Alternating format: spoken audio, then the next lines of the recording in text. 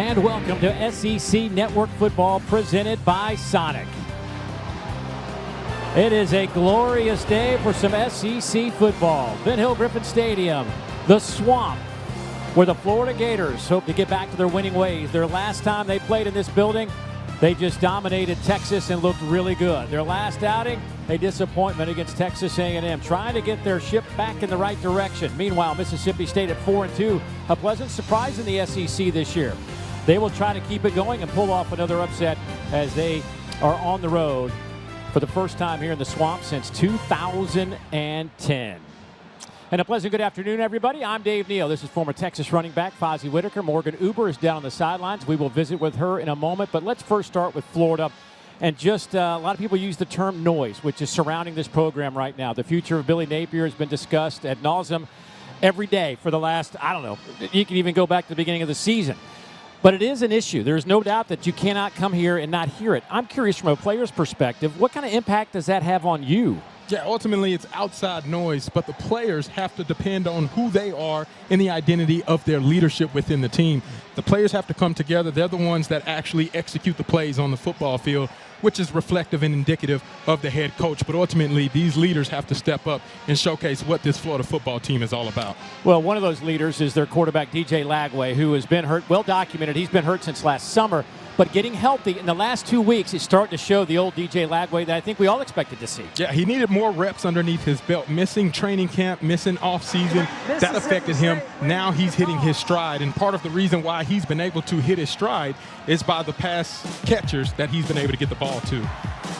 Dallas Wilson, true freshman, unbelievable performance against Texas, and then coming back door, being able to control the line of scrimmage and having a running back like Jaden Ball, one of the most physical run-tackling running backs in the game. And then the other standout freshman, Vernell Brown III, has been able to showcase their athletic ability and why DJ Lagway has been on point at the quarterback position. I mean, you're looking at a sophomore and two true freshmen right there. I mean, certainly the future bright in that regard. But certainly there's a lot more with DJ Lagway. If he keeps playing well, this team could go a long way. But for more on that story, let's go down to Morgan Uber. Us that this was the best week of practice for DJ Lagway. He looked like he was himself again, playing fast, throwing the ball with accuracy. And it really took him the first half of the season to get used to playing to game speed. He came back just 12 days before the start of fall camp. But Lagway telling us that he really used that bye week to get those enhanced game reps. And we're seeing the benefits of that now. And he also brought a different juice this week. After the loss to Texas A&M, he said, "Nothing about this is acceptable. It starts with me." And numerous players I talked to this week for Florida told me Lagway hasn't let the outside narrative change the way he leads this team. Well, he's certainly going to face an opposition ready for another upset win. When you talk about this Mississippi State team, they brought in a ton of new faces. Matter of fact, on this travel roster, there are 61 new players making the trip this year on the road. Meanwhile, 4-0 start, including a win over top 12 Arizona State. First time they've been 4-0 since 2014. But the last two games, obviously against Tennessee, had a chance to win that one. Texas A&M handed them all that they wanted to have. But certainly this is a team that when you look from a defensive standpoint, perhaps the biggest change has been with this group right here. Yeah, and it's all about the personnel. Coleman Hutzler still is running the same scheme, but personnel has been upgraded from 24 to 25. And then you take a look at the interceptions, the number of takeaways this defense has provided, and that's indicative of the points that they've been able to shut down over the past season. Well, Mississippi State won the toss. They elected to receive the opening kickoff. This is 22 of the last 23 games, and Mississippi State will get the football first. And with this offense, why not? We'll sail through the back of the end zone. Well, Blake Shapen, 6'1", 210-pounder, a 24-year-old quarterback. Of course, when he was at Baylor, led him to a Big 12 championship game MVP. He has been in big environments his entire career. Of course, last year only 4 games before an injury set him down for the remainder of 2024. But when he came back, he just lit up Arizona State. Of course, they start the season with a big win on the road at Southern Miss, trying to have that defining moment on the road. We'll try to do it here against the Florida Gators. On first down from that far hash mark, they'll run it with Devon Booth. And Devon out over the 30-yard line. Miles Graham makes the tackle. And Obviously, with Booth getting the first carry, need to tell you about Fluff Bothwell, the South Alabama transfer who will not play today. He is out for the game, so that means Booth and Xavier Gayton will be the main running backs today for the Bulldogs. Here's Shapen up top, going deep. This big play. Offense gets one here down to the 20-yard line. Goes Anthony Evans, the third. That's a huge play. That's why they want the ball first, to be able to get this defense in predicaments. And you see Jamrock is not able to stay with Anthony Evans and start the game off with the big explosive play by Blake Shapen. 48-yard pickup just outside the red zone. Shapen keeps it left side, will slide down at the 15. Let's go down to Morgan. Well, this Florida team is shorthanded in this secondary. Cormani McClain was a game-time decision. He's been down here, went through warm-ups, and has been down here on the bike. But free safety Jordan Castell is a no-go today, re-aggravating an upper body injury during warm-ups, guys. He's down here in a hoodie. Boy, going to miss those guys. Here is Shapen again, turns the corner, keeps it himself. He's down to about the 12. George Gums Jr. making the tackle. One thing about Shapen, he may not be the biggest dude at 6'1", 210 pounds, but he might be one of the toughest guys we've seen this year. Absolutely, being under duress and pressure a lot of the season, he's been able to showcase his toughness and fortitude, and he's going to need to exhibit that on 3rd and short here as Florida may look to pressure. 3rd down and a couple. Inside handoff, big run for Booth. He's inside the 10, down to the 5-yard line. 1st and goal now for the Bulldogs. Booth on the year, 59 carries, 266 yards, averaging about 4.5 yards per carry. Does have those 4 touchdowns. A guy that got a bunch of carries a year ago. Finished 5th in the conference with over 1,200 all-purpose yards. So as far as having somebody to replace Bothwell, they've got a good one. Yeah, Devon Booth obviously knows what it takes to be an all-conference running back, as he showcased that a season ago, and what you mentioned, and his dynamic ability to be able to create plays in the open space, I think, is what kind of sets him apart from a running style versus what Fluff Bothwell does. There is Booth, what he has done this year. Tell you what, though, I'm looking down at the injured Gator player, Sharif Denson. We've already told you, just got the update from Morgan about McClain and Castell, and now Denson is the one down. That is 3 starters on the back end for Florida.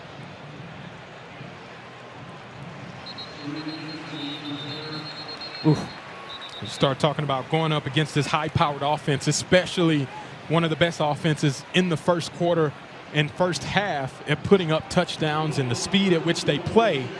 It's really going to test the communication on the back end of some of these new guys that haven't had as much experience with each other in a fast tempo pace game. Boy, Levy liked his matchup with the speed he has at wide receiver on some of these Gator defensive backs, but he's going to really test him now without McClain, Castell, and Denson. It'll be 1st and goal for Mississippi State, an offense that scores almost 34 a game. That's 8th in the conference.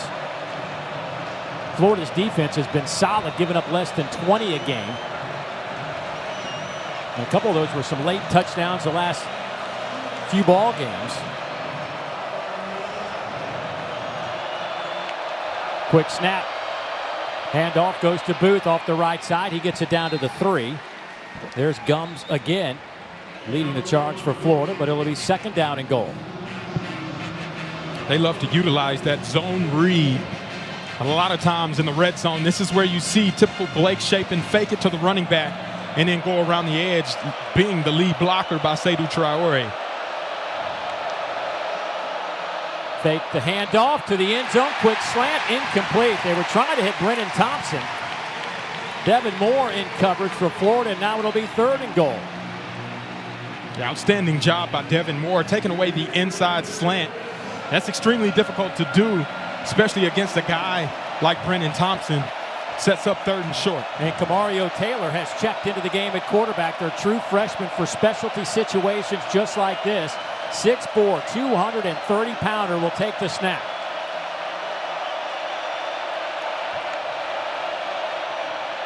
Taylor keeps it going right side.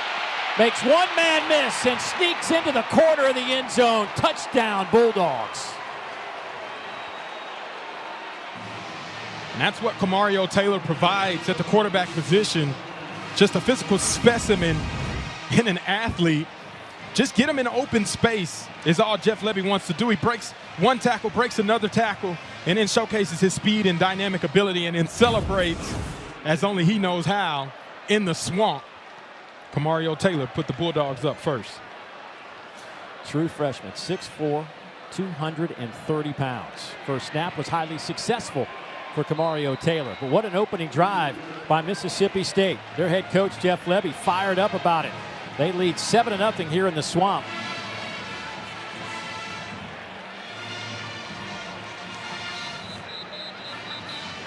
Obviously, the biggest play of that drive was the 48-yard completion to Anthony Evans III. Yeah, and this is why Mississippi State likes to take the ball. They love their matchup on the edges. Anthony Evans III showcases his athletic ability and the speed to run past defenders. And you get in the red zone and you put number 1 in at the quarterback position. He's a dynamic player, and he showcases that dynamic ability with that touchdown run there. 8 plays, 75 yards, 2:42 off the clock, and the Bulldogs out in front early against what's going to be a tough ask now of this Gator secondary against these talented receivers, Brendan Thompson, Anthony Evans, 2 speedsters on the outside. Florida's got their own version of that. We'll see them in just a matter of moments. This kick will get out of bounds barely. A favorable bounce right at the end.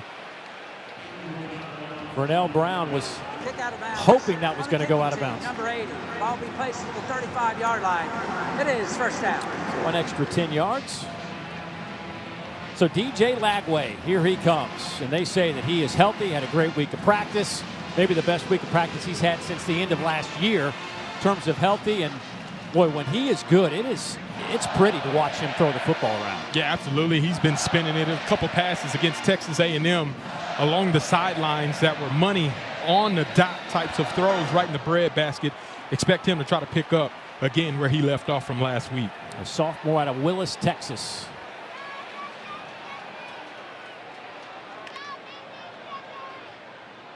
Lagway to throw. Open man, caught inside Mississippi State territory. J. Michael Sturdivant with the opening catch of the game, and that picks up 20. Yeah, and starting that confidence early, getting DJ Lagway set up with the play action, hitting it over the middle. That's how you start confidence for this young player to keep playing fast. Little sidearm sling to the outside. Sturdivant again, or excuse me, that was Vernell Brown the third. They get the ball to VB3, man. Just hold your breath because it could go. Dynamic athlete. Get it to him any way that you can. In space, punt return, kickoff return, it doesn't matter. He's liable to make a play happen no matter where he's at on the football field. Sturdivant comes in motion, but they'll hand it off the ball off the right side. Makes a man miss, makes another one miss. He's inside the 30 down to the 28. That's a gain of 10 for Jaden Ball on his opening carry of the game. Yeah, Jake Slaughter does a good job at the center position, being able to capture his defender and create an opportunity for Jaden Ball to stick his foot in the dirt and go pick up a first down. Hayden Hanson, the tight end, in motion, but they'll hand it off to Ball, and he is hit at the line of scrimmage, falls forward for a couple of yards. Boy, Jaden Ball will have to carry the load. Injuries in the backfield to Duke Clark, Jacoby Jackson. Means that Ball will be the main guy today. He didn't come off the field very much in their last game against Texas A&M. And against Texas, it was kind of more of the same, the NFL style of play, being able to take the pounding that he was able to do, but the production is always there, which is why he was on the field so much. Lagway to throw, going toward the end zone, and a little too far. They were trying to hit Dallas Wilson. Hard to overthrow Dallas Wilson.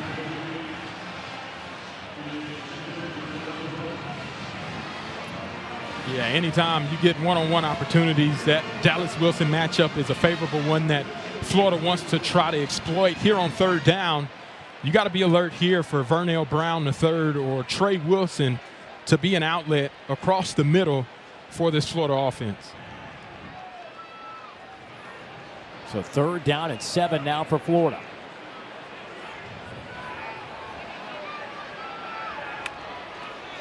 Pressure comes. Lagway on the run, pump fakes, takes it himself, 1st down Florida.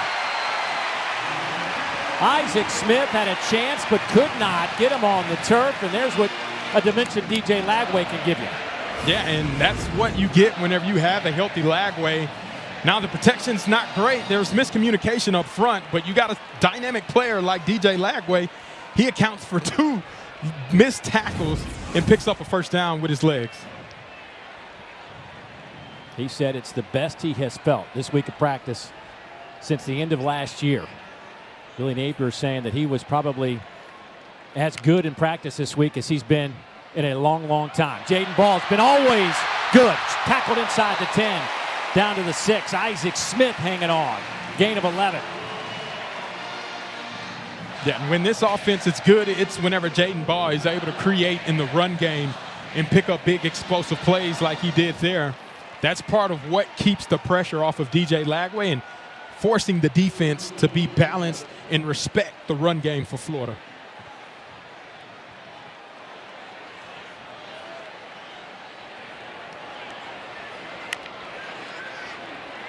Couple of play fakes. Lagway to the end zone. Knocked away at the last moment. Amir Jackson had it, bobbled it, and that gave the Bulldogs an opportunity, and Brylan Lanier to knock it away at the last moment. Yeah, what a great call by Coach Callaway, the offensive coordinator, and Amir Jackson wishes he could have that back. Saw the end zone last week against Texas A&M. Wasn't able to hang on to that one, and the contested coverage by Lanier played a factor in that incompletion.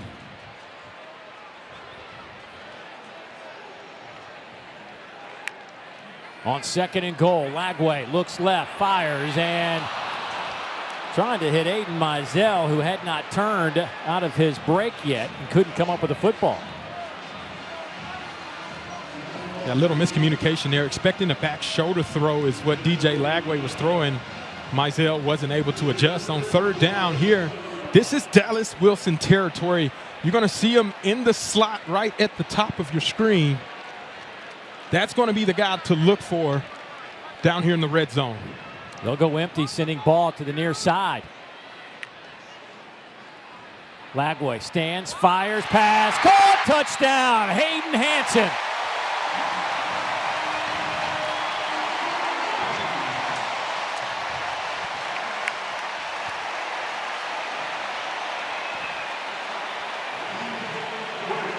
We're rolling on the field. It's an incomplete pass. Oh. It's 4th down.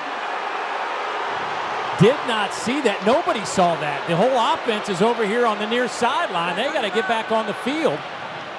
And now it's 4th down. Let's take a look. You see Hayden Hansen.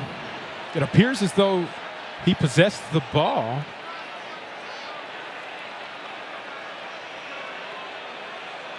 Not really seeing much on that being an incomplete pass.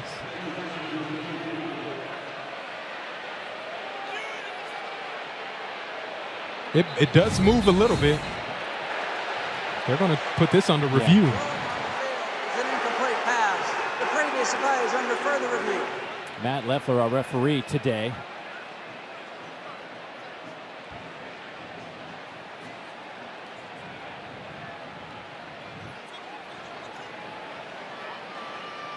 I didn't see anybody signal incomplete pass. Right. And we'll get a closer look at that again. It appeared like his hand was under the ball. As you see there, he catches it. The ball does appear to move a little bit, but I don't see the ball actually hit the ground at any point from this angle. Yeah, the question is, does the ground help him make a catch? And I don't know that you can. And again, I'll go back to this. It's got to be indisputable video evidence to overturn the call on the field, which, unfortunately for Florida, After review, the ruling on the field is of incomplete pass is upheld. It's 4th down. And I don't think that I think what they're saying is they can't overturn the ruling on the field. There's nothing there to say that was a definite catch. unfortunate had it, because if they would have said touchdown, they wouldn't have been able to overturn that either. And instead of the 7, it's going to be a 24-yard field goal now for for Trey Smack, who's 9 out of 12. Missed 3 kicks the opening game of the season. He has made 9 consecutive since.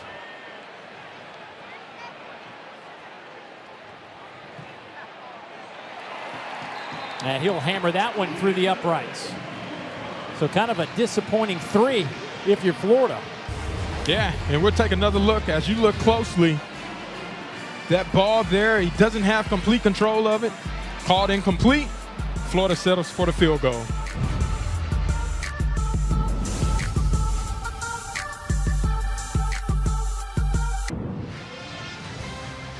You're watching the SEC on ESPN. Homecoming, the 101st edition.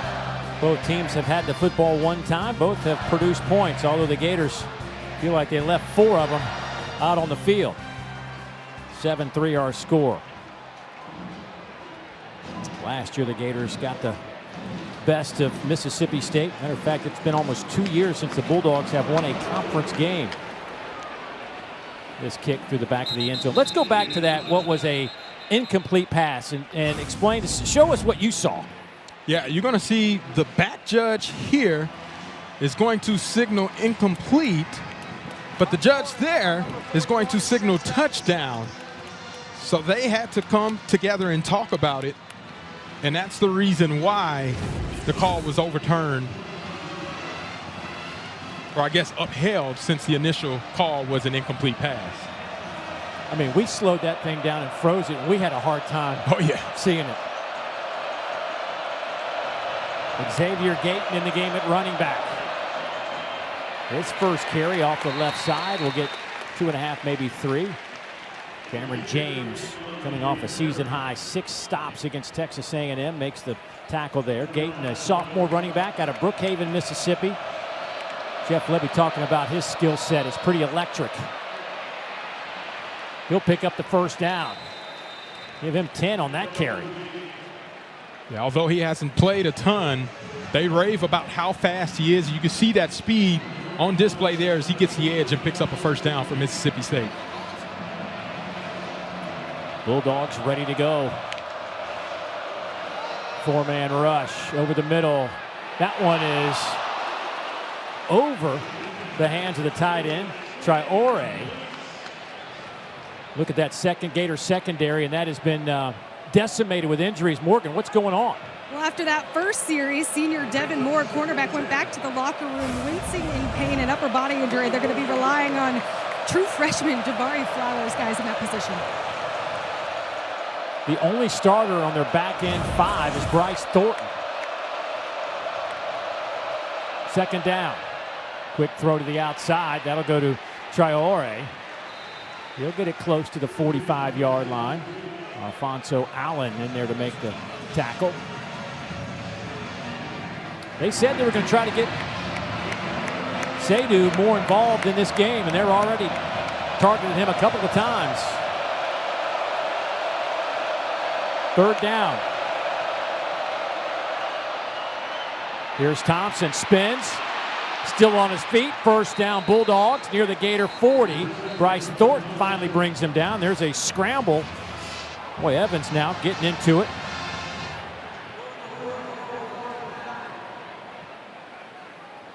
Gators thought there might have been a fumble.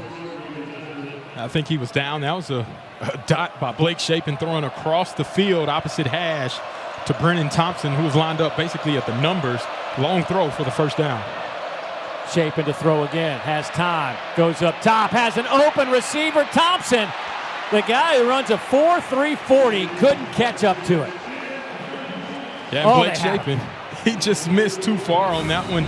Just give him a chance. It was a great route. Brennan Thompson fakes like he's running a seam and then takes it into the post. And just too far for his outstretched arms for a guy that runs 4.2, I believe, Dave. I think he's even faster than that 4.3 speed. Well, he's a 10-1, 100-meter guy, so regardless, elite level. Here goes Gayton off the left side. He gets 2 yards, so looking at a 3rd down coming up. Boy, it's almost like that was too open. You know how it is? Like you get the open jump shot. It's just like you're too open. You need somebody. As you just got to lay it up, though, right? If you get that opportunity, man, just get it to him any way possible and let him try to make the play. On 3rd down here, you can expect Florida to try to keep everything in front of them, but they got to find pressure to be able to get Blake Shapen to get rid of the ball quickly. Shapen, pocket collapses. He's dropped back at the 45-yard line. Brian Taylor, Cameron James collapsed the pocket, a loss of 6. That's a great job by this Florida defense, being able to showcase integrity in their rush lane. Blake Shapen hangs on to the ball. Brian Taylor meets at the quarterback, and that's a sack, something that this Florida defense has been trying to emphasize more as the weeks progress. Nathan Tice will punt this one away to Vernell Brown. So the Gators get the stop. They have the football at the 12. Offense back on the field when we come back.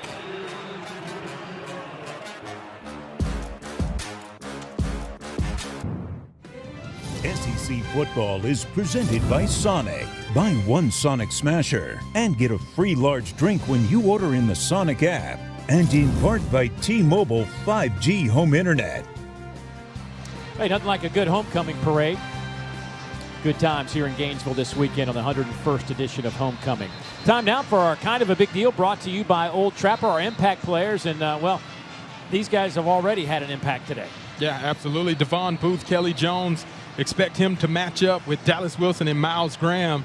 I expect to see a lot of Dallas Wilson on this drive. The kind of energy and the surge that he's been able to provide since he's played over the past couple of weeks has been infectious, and everybody has talked positively about his impact. Expect DJ Lagway to get him the ball on this drive.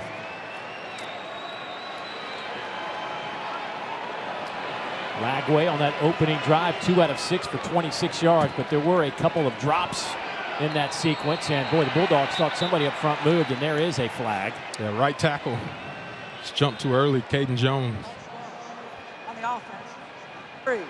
That is a 5-yard penalty. It remains 1st down.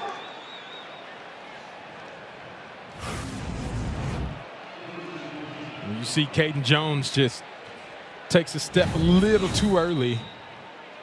That false starting penalties has kind of been the bane of what Florida has been trying to get accomplished from a discipline standpoint, the number of penalties they experience throughout the course of a game. Aiden Mizell splits out here to the near side. They'll fake it to ball. Quick hitter to the far side of the field, and there is Dallas Wilson. Dallas Wilson up over the 15 out to the 17-yard line for the true freshman out of Tampa, Florida. 6 catches, 111 yards, 2 touchdowns in his debut against Texas. Had that 60-yard electrifying touchdown grab against the Longhorns. Big explosive playmaker threat on the edge for Florida. Coming near side, trying to get Wilson to make an unbelievable catch, but he just couldn't hold on. I think as soon as he hit the turf, the impact knocked it out of his hands. Yeah, and this is the matchup, Kelly Jones, Dallas Wilson, that we wanted to see. One-on-one opportunities. DJ Lagway is going to force it to Dallas Wilson. They think their guy is better than the opposing team's defender, and the ball just comes away from him as he hits the ground. But that matchup is going to be happening all night long. Now it's 3rd down and 3. Lagway underneath, pass is caught right at the 20-yard line. It's all about, they're going to say incomplete. Incomplete. Wilson couldn't hang on to it. He was smothered by a couple of white jerseys, and now the Gators are going to have to punt it away. Yeah, and you're going to see they got 7 guys up at the line of scrimmage for Mississippi State trying to confuse DJ Lagway's read, and Dallas Wilson unable to hang on to the football as he's hit and goes down to the ground, and it sets up 4th down deep in their territory for a punt. Well, you could tell on that possession they really wanted Wilson to get involved. All 3 plays. Tommy Doman to punt it away. That will hit at the 42 and take a Gator bounce inside the 40 down to the 39-yard line. So good field position now for the Bulldogs after that 45-yard punt. Blake Shapen and company back on the field when we return.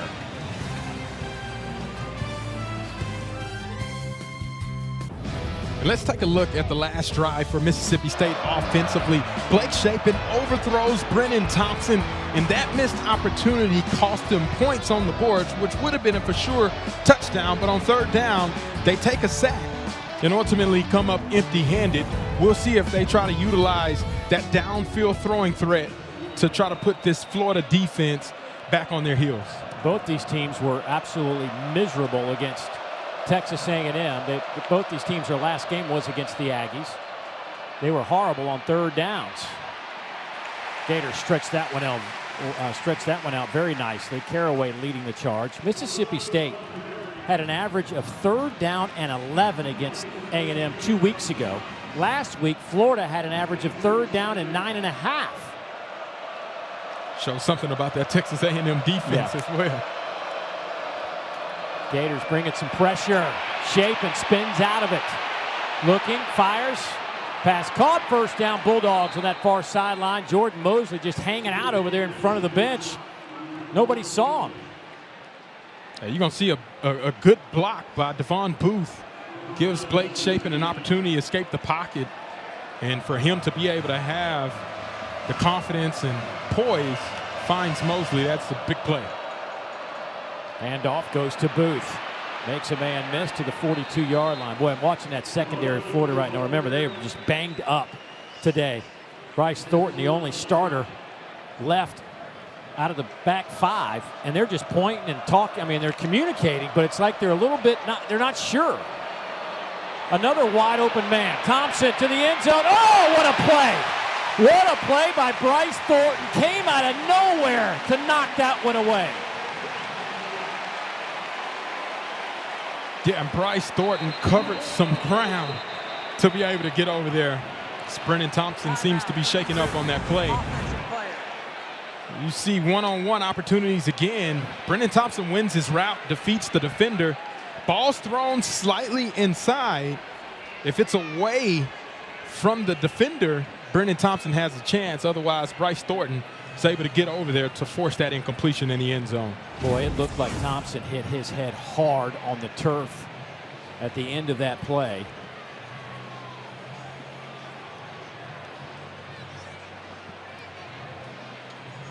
Young man that is the fastest player on the team and might be the fastest guy in this conference.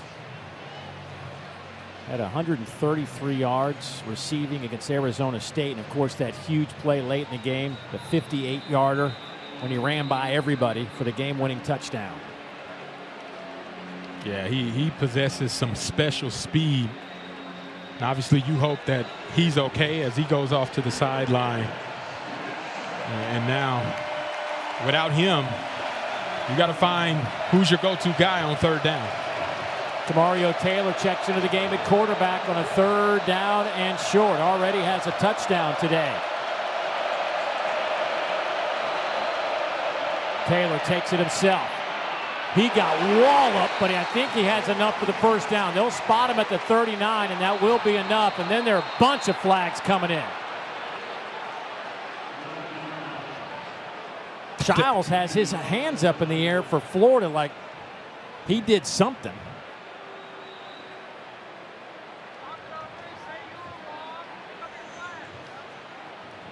What a hit, though. Oh, goodness gracious. Alfonso Allen just laid the wood on Mario Taylor. A little sandwich.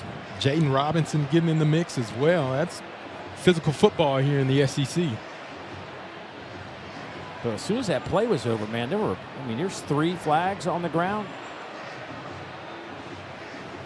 And I saw Childs just raise his hands up. He was kind of in the middle of where those flags were thrown. He was involved in some capacity. The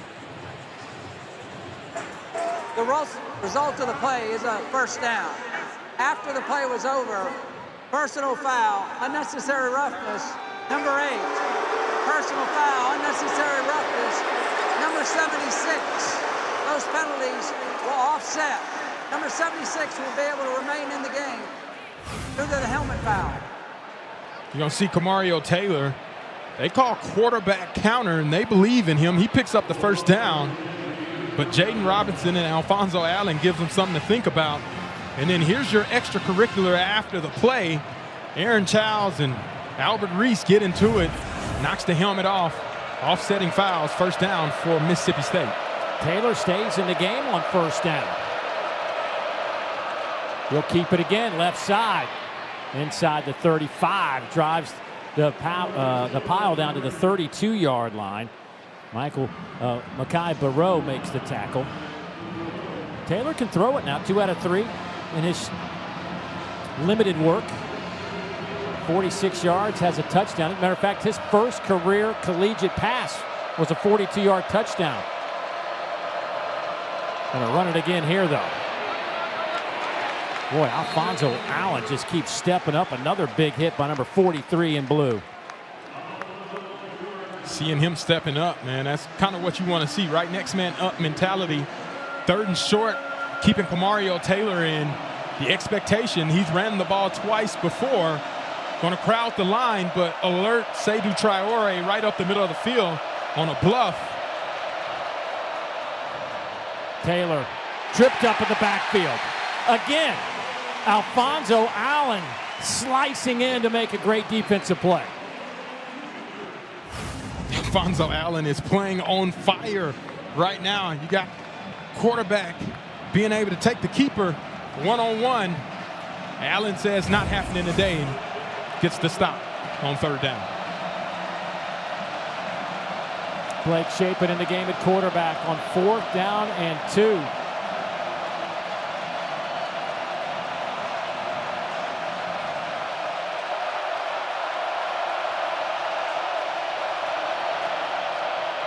Shapen tries to run it. Jaden Robinson making a play for the Gators, and they'll get the football on downs.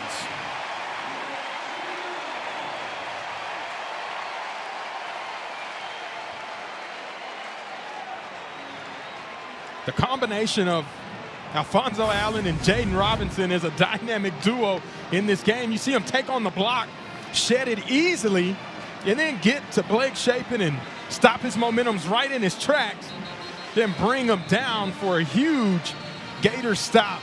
That's what you want to see from the defense, playing physical, nasty football for this Florida team.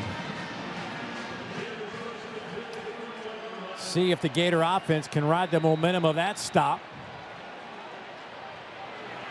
DJ Lagway, 3 out of 9, 38 yards to start this game. Amir Jackson, the tight end, sets up on the right side. Lagway coming back to the left side. There's Ball. Cuts it back, makes some guys miss, and he's to the 43-yard line. That'll be a first down for the Gators, a gain of 12. Bingley Jones finally brings him down.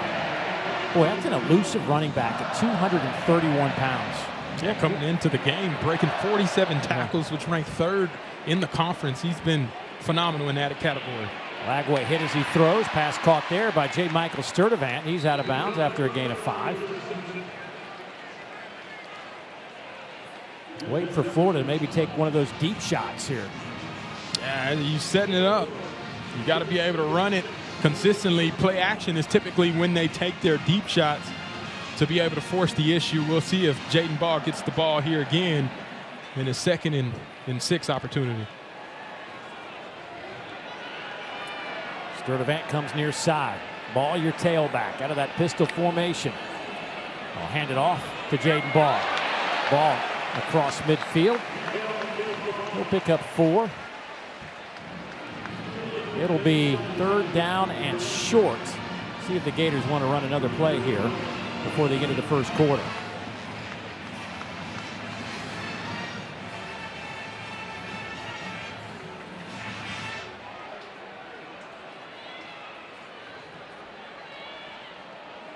Third and a yard.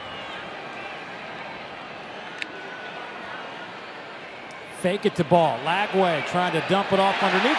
Has a man. Aiden Mizell, first down, That's Florida. the end of the first quarter.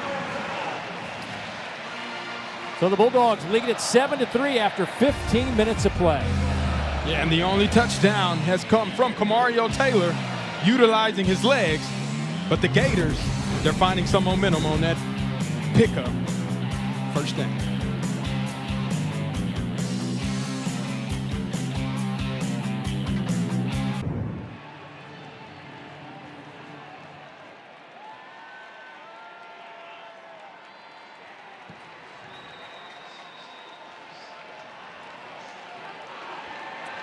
$38 points in the first half in Athens.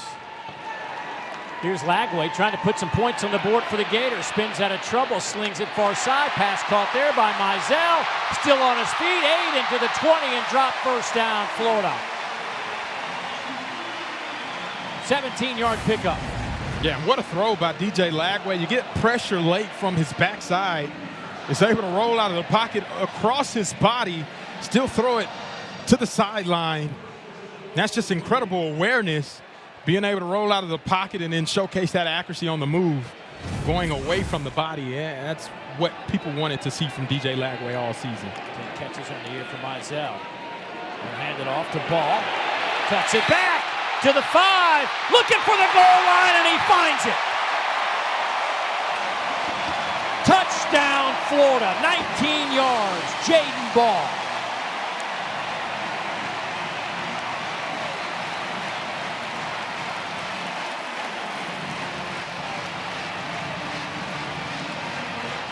Exceptional run by Jaden Ball. I feel like one of the most underrated ball carriers in the conference, being able to put his speed, size, and athletic ability on display with that run to put the Gators on top.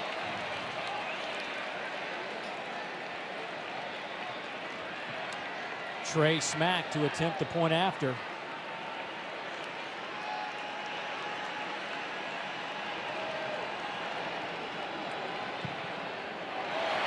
He is now connected on 89 consecutive PATs. You see how I waited till after it went through? Veteran move on my part. Well, this guy is playing like a veteran as a sophomore, showcasing his dynamic ability and what he's brought to the table for this Florida offense. Dynamic.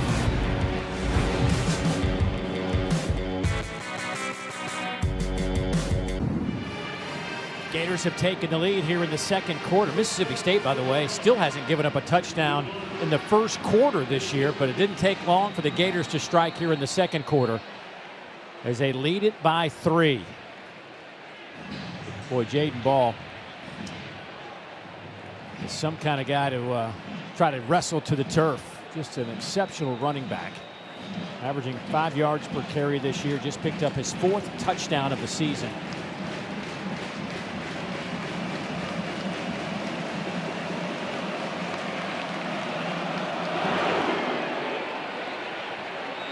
That one was Sale into the hedges in the end zone. Let's get an injury update. Let's go down to Morgan. Well, early in the first quarter, we saw senior cornerback Devin Moore taken back to the locker room, wincing in pain. He was grabbing that right collarbone. And guys, he's now sitting on the bench right next to Jordan Castell, also out today with an ice pack on that right collarbone area. And Ron Roberts told us, earlier this year, that's their best cover guy. So certainly a big loss for their secondary.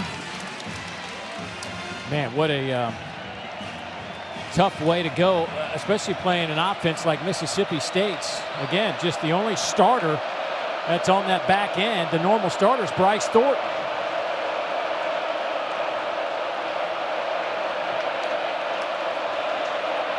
Four-man rush. Pass caught there by Anthony Evans III.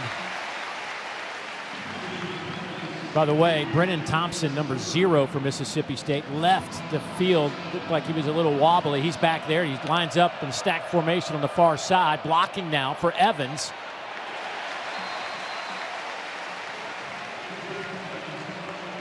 Evans makes that catch. Miles Graham hustles out to make the play. So now you're looking at 3rd down and 5. It's one of the things about tempo. You can't go fast until you get the first down. And this is a critical 3rd down on this drive. You don't want to get the ball back to Florida with the momentum they created scoring last time they had the ball. Shapen pocket collapses. somehow avoids disaster and then finally drops.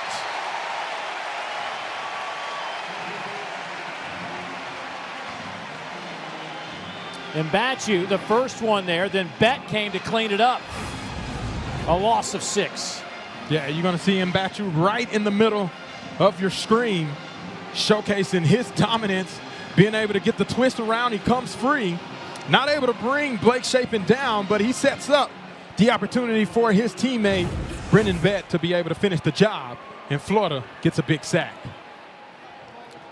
Here is Pulliam, the left-footed punter for Mississippi State, taken by VB3, and he's immediately wrapped up. A 53-yard punt. No return. Gators with the football, up by 3. This guy's looking hungry. He wants a little bit more. I'd give it to him.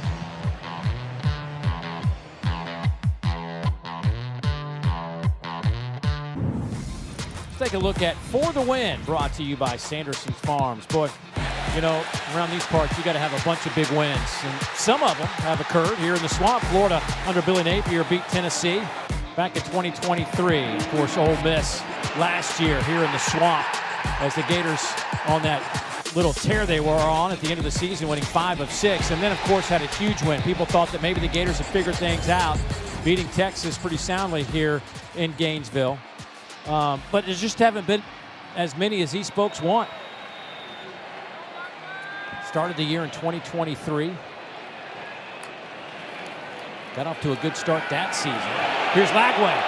Going deep down the middle. Passes caught. Vernell Brown III. There's the big hitter we were looking for. 49 yards. It's the power play action. Jaden Ball gets everybody to suck up, thinking it's counter. And then DJ Lagway showcasing that ability of the deep ball accuracy. And we talked about him hitting his stride in this offense. Well, that's a direct correlation of him being healthy and finding his guys downfield to make a big play.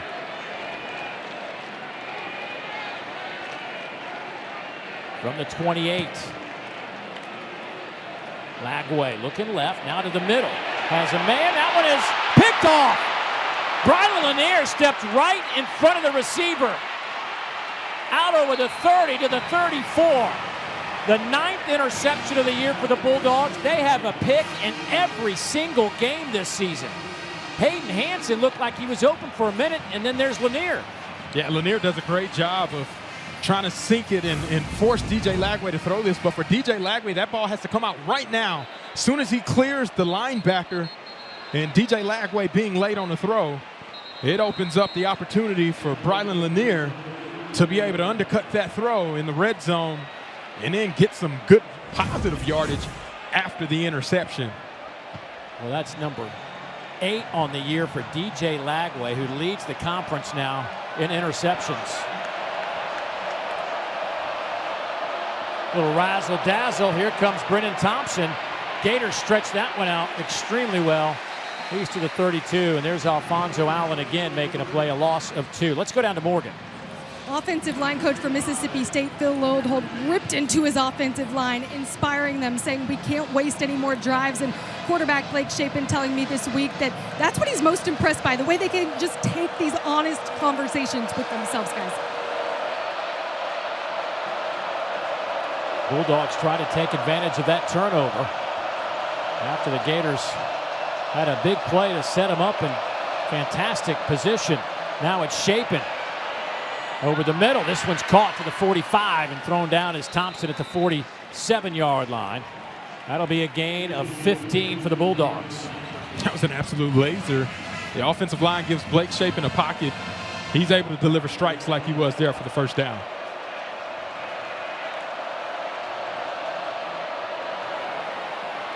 Shapen falls into Gator territory. Alfonso Allen again will get credit for the tackle. How about this young man Allen right here? He had 7 tackles in the first quarter, 4 solo. Entered today with 14 career tackles in 29 career games. He started at Baylor collegiately. Doesn't get credit for this tackle on a big run from Devon Booth. Laganza Hayward, the true freshman in the back end, will get the tackle after a 16-yard pickup.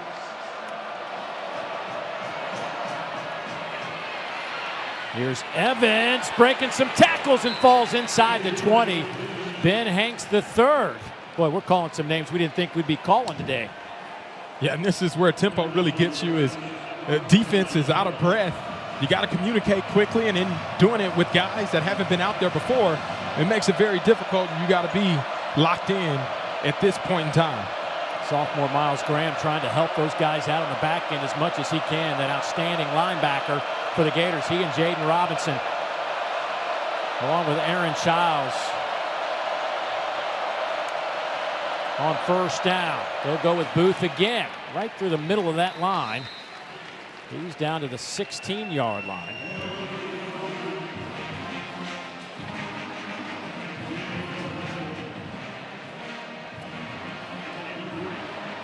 Jeff Levy and this offense, this spread offense, a derivative of what Art Briles created. See a lot of these guys, Josh Heupel, very similar, two guys that know each other well, but on the same staff. Very rarely do you see them huddle like they did. Gayton in at running back. Evans goes in motion. Little delay handoff to Gayton, tries to kick it, lost the football. Gators have it. Jaden Woods comes up with the football.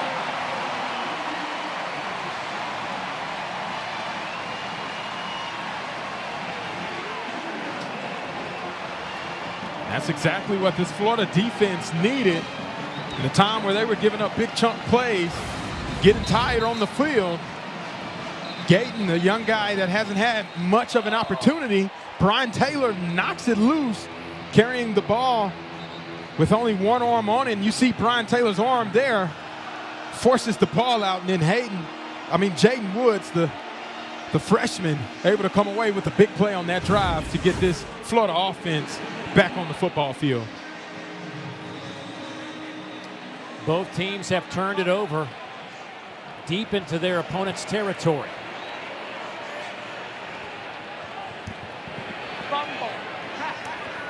Ball the running back. To the middle of the field. Boy, Brylan Lanier just got his left arm out there, just enough to trip up Ball, but that's another 13-yard pickup. Yeah, Jaden Ball is the workhorse for this offense, man. We keep talking about how special of an individual he is. This late in the season, the football team kind of rides on his back offensively. As he goes, the offense is able to produce in a very significant way. Little tap pass goes to VB3. Vernell Brown to the 40-yard line. That'll be another Gator first down after he picks up 12. Manning, the team's leading tackler, gets him on the turf. See, Florida using their own variation of the tempo to try to keep this Mississippi State defense a little off balance, not knowing what's going to come next.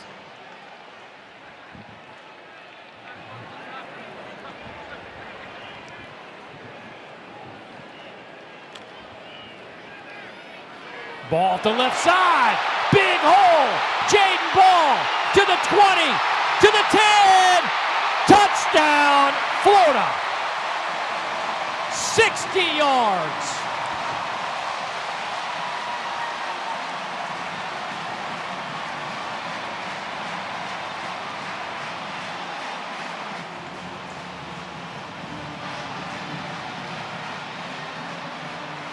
There is a flag back at the 42-yard line. It's a 10-yard penalty. It is first down.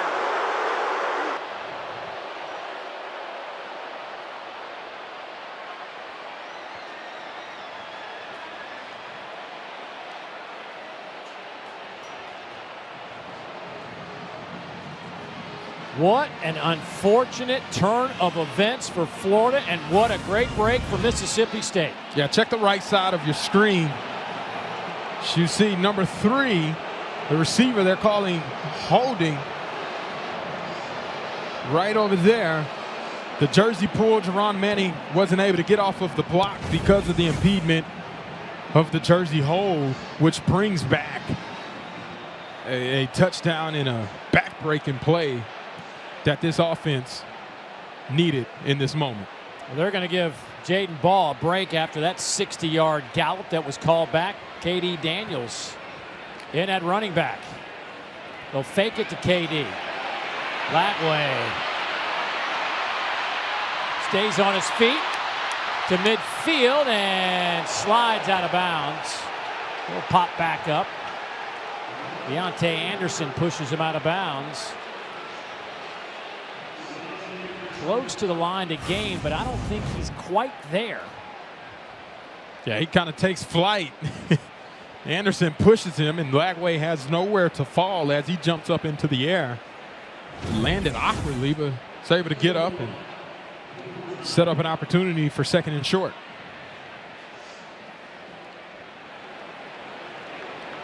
Boy, a lot of options right here at midfield for Billy Napier on second down and short. They're just going to try to get this first down. They'll get a couple extra yards in the process to the Bulldog 45-yard line. Jet Jefferson, the first one there. KD Daniels, the redshirt freshman out of West Point High School, West Point, Mississippi. Looking on his, you could say, hometown team. Not too far away from Starkville is West Point. Hand off right side to KD. Isaac Smith making the tackle, pickup of 7. Boy, you see Isaac Smith out there. We didn't know for sure how much we'd see him today. Led the conference in tackles last year, but bothered by an injury. Looked good in pregame warmups or getting him a run here. They were like, hey, if we can get 20 plays out of him, that would be fantastic. I think they've gotten more than 20 today. Absolutely. He's been playing well. He looks really good. I think that's a testament to his regimen to be able to get ready for this week. Excuse me. There's Lagway looking left, stays left, waits for somebody to get open, and it's the tight end, Amir Jackson. This time he is out of bounds. He holds on to the football, but out of bounds at the 20. He dropped one in the end zone back in the first quarter. Yeah, we're going to take a look here. He does bobble it, but does he maintain possession the second time he tries to catch it? And we can't really tell from that angle, but it's very close. You got to believe that play will go under review to see if he was able to hold on to that football for the second time.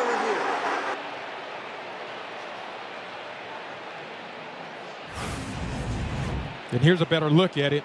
See, he bobbles it to begin with, but then appears to actually maintain possession. Still has that left foot on the ground. Does he's in the air, left foot, let's see, left foot, right foot, and right we foot. Can't see, like, we don't know the bobble. Yeah, that angle. That angle makes it a little bit tough. And here we go. Bobbles it initially. That right foot is going to be the best bet, actually. It appears he may have secured the catch at that time. Right foot appears still on the ground from that look. Is there anything you saw, Dave? Boy, it's one of those, again, it goes back to, it's so close. The ruling on the field was incomplete. And do you have conclusive, indisputable video evidence to overturn the play? I'm not sure you have that there. If it was just me, I'd give him the catch. Yeah. Just if we were playing in the backyard, I'd say, yeah. Get a little toe tap swag in there. I think he does. That right foot stays down long enough after the first bobble that I think he secures it. And for confidence, that would help him after missing that catch in the end zone. For him, he'd be probably upset if this one doesn't get overturned. I'd give it to him. After review, the player did have firm control with his right foot inbounds. Therefore, it's a catch. It'll be 1st and 10 at the 21-yard line. Some taps on the chest and a deep breath by Amir Jackson. Do have to say, Russ Callaway was in his bag on that play, being able to utilize the short screen and get Amir Jackson to be able to stutter and then release to the outside. That's why he was so wide open and had the opportunity to basically bobble it and still come down with the catch. So the Gators going to go with a 2 tight end look here with Jackson and Hayden Hanson on the field on a 1st down and 10 from the 21-yard line.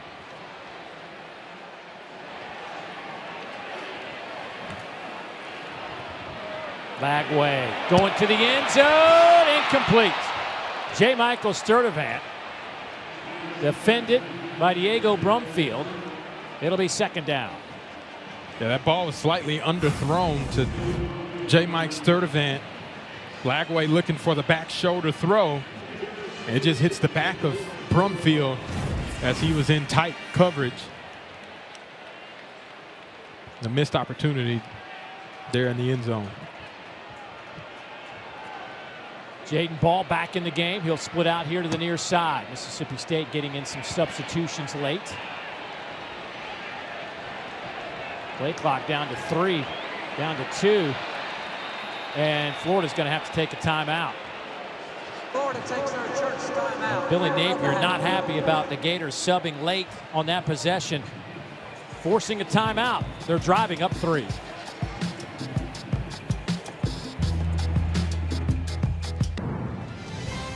Coming up tonight at 7:45 on the SEC Network, 16th ranked Missouri squares off against Auburn from Jordan-Hare Stadium. It's also available on the all-new ESPN app, so you can watch anywhere. And don't forget that coming up after that game, it's SEC football final. Dari and the boys will break down everything that has happened today. Already been a crazy day. How about the Vanderbilt Commodores? Came in as a favorite over LSU and proved the folks who decide those things right with a big win at home in Nashville. Jaden Ball off the right side. Not much there for Jaden. Trevion Williams, the man they call Bam Bam, making the play for the Bulldogs. 3rd down in the red zone. We already saw Coleman Hutzler line 7 guys up at the line of scrimmage. I expect this to be another one of those looks. Last time they dropped out. This time I expect them to be able to send some pressure and get the ball out of DJ Lagway's hands. You see all of them there. So 3rd down and 7 now.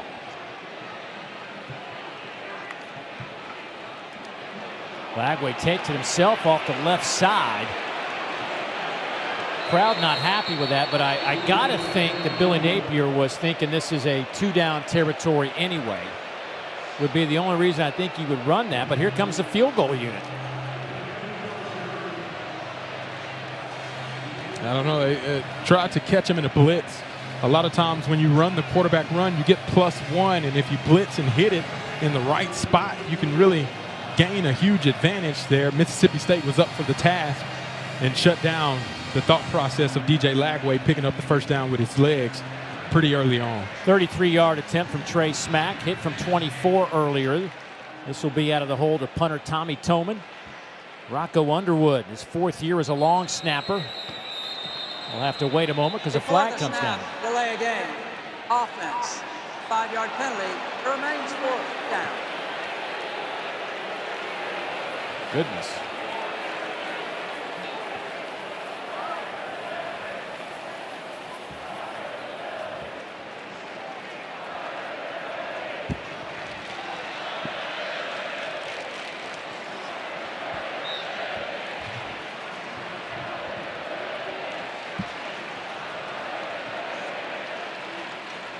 So this changes it to a 38-yarder.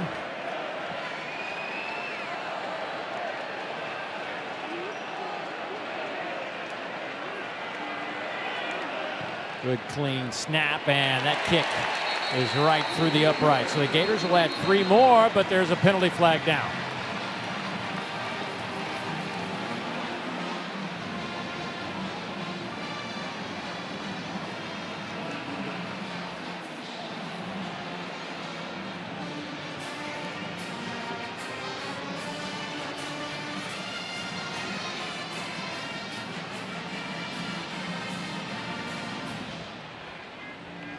Personal foul, hands to the face, number 70 on the kicking team.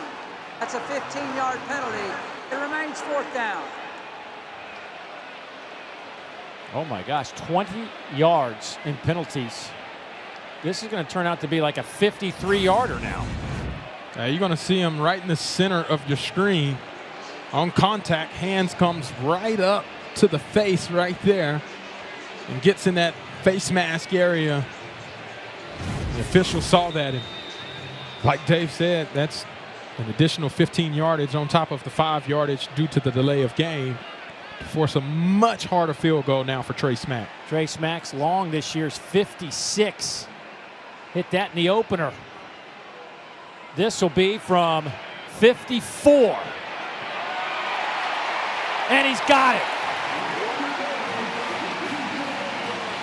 Trey Smack stepping to the plate.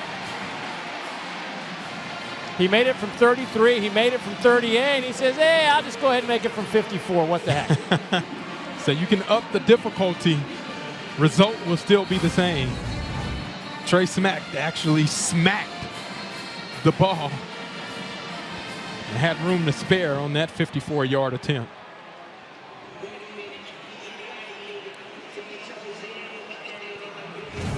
Fired up, too, after that, Dave. That's what you want to see. The senior kicker has now made 11 straight after that struggle in week 1 for his career.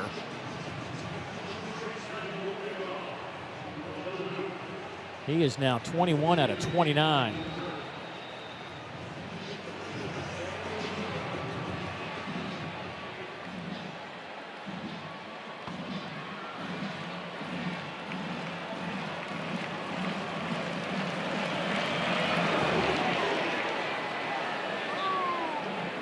And that kick will sail into the back of the end zone.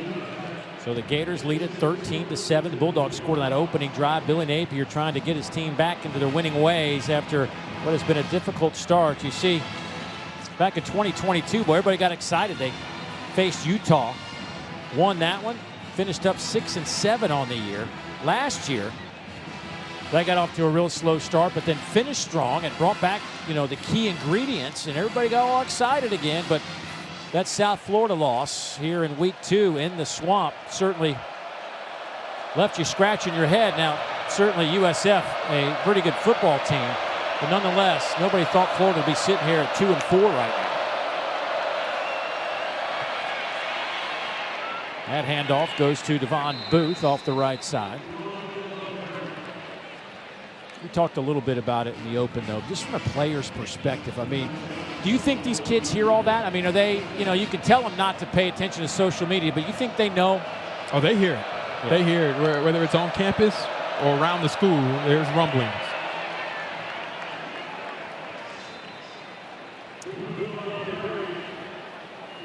I had a chance to see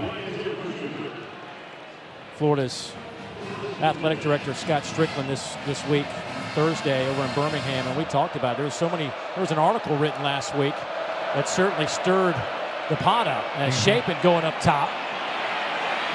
And that one is caught. What a catch by Thompson.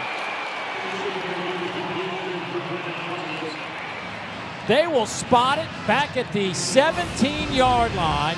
That'll be a 43-yard pickup. What a beautiful strike down to Thompson. There's no overthrowing him on that play. Catches him in stride, and Ben Hanks, all he could do is try to catch up as best he can. That is the 2-minute timeout. I'll finish that thought about Scott Strickland and what we talked about this week when we return after this timeout.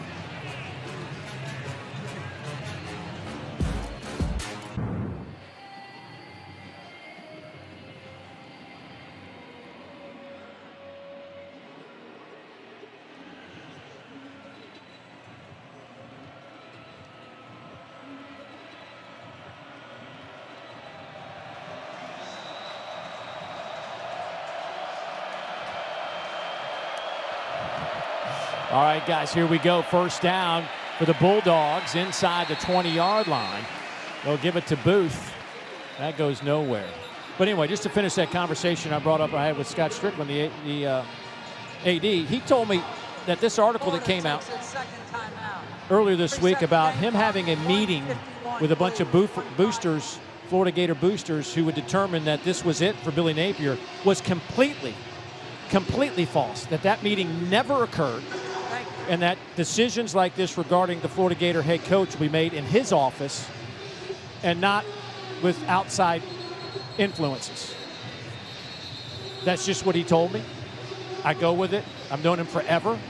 And he even told the reporter in that situation that he never had a meeting with the boosters. So that's where we are. I mean, who knows if Billy Napier will be here tomorrow or not. But I don't think that decision has been made. Yeah. I think ultimately the only thing that man cares about right now is winning this football game. Absolutely. It was this time last year that they went on a run to win 5 of the last 6. Yep. Homecoming against Kentucky. Handoff Booth. Boy, it looked like there was a hole there for a moment, and it closed in a hurry. Joseph Mbachu steps up, the true freshman, making a play. Yeah, big play there. 30 seconds. You get the timeout for a 3rd down, and this is an opportunity for Jeff Levy to draw up something for his playmakers. Seydou Traore may be the guy.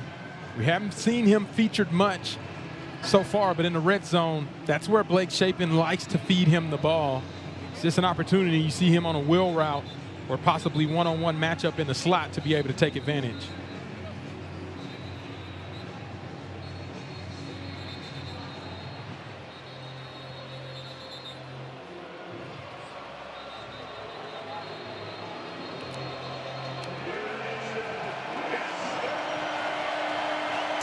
It'll be 3rd and 11.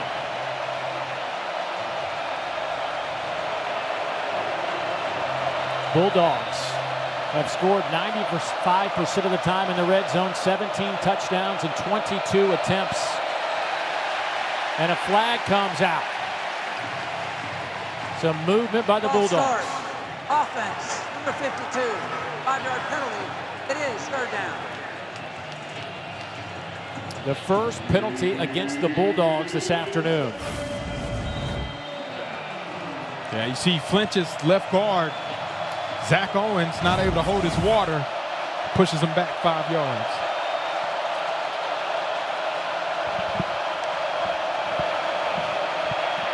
Shapen has time to the end zone, has a man and overthrows him. Jerron Glover made the catch in the back of the end zone, tumbles over some ladders. An incomplete pass. Shapen just too much on it. Yeah, and again, that's another ball that Shapen wishes he can have back. Offensive line gave him the opportunity. Glover won in the back of the end zone. The ball's not even in play for Jerron Glover to make that attempt in the back of the end zone. Those ladders back there, I assume, are for the Gator band coming up at halftime. Here's a 41-yard field goal attempt from Kyle Ferry.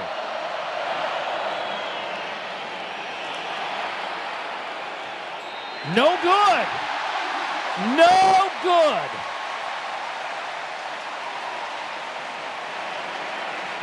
The Gators get the stop.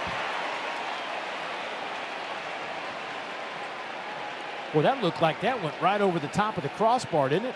I mean, the upright. The upright. It looked like it went over the upright. It's a better look at it again. It's so hard to tell. The officials look at each other and both agree. And this is a good angle. We can't tell exactly where the ball is whenever it does appear over that upright. Maybe it's already past it. Cal Ferry obviously thought he made it. The holder believes he made it, but officials say nah. And Billy Napier's defense, they get the stop on that field goal attempt. Florida with 1:36 on the clock, but no timeouts left. Handed to Ball, breaks another tackle. Of course, came in among the best in FBS at breaking tackles. He's surpassed 50 after the first half here. They got to get on the line quickly. Try to get the ball out of DJ Lagway's hands fast and picking up a first down and getting out of bounds. 3-man front by Mississippi State. Lagway, a little sidearm toss, gets it to his tight end, and Hayden Hansen at 6'8", 270 pounds, tries to run over Brylan Lanier, who stood in there and held his ground. You get the first down. That's what you got to have in 2-minute drill, is get that first down. Now you're rolling. Hand it off to Ball. He's out over the 40 to the 41. Malik Silla will get credit for the tackle. Pickup of 7. Gators got to keep going here. Clock under 45 seconds now. Again, no timeouts for Florida. Hansen out of bounds. That'll stop the clock. 35 seconds. And that'll be a Gator first down. Keep taking what the defense gives you in this instance. With 35 seconds, defense is playing for a deep shot. You're going to get some of those 5-6 yard out routes to be able to open up something down the field. But don't get too impatient forcing it before it calls for you to try to take that long, deep shot. Lagway pump fakes, just throws it out of bounds. Lagway at one point was 3 out of 9 in the first quarter. He is 12 out of 21 now through the air for 178 yards. Does have an interception.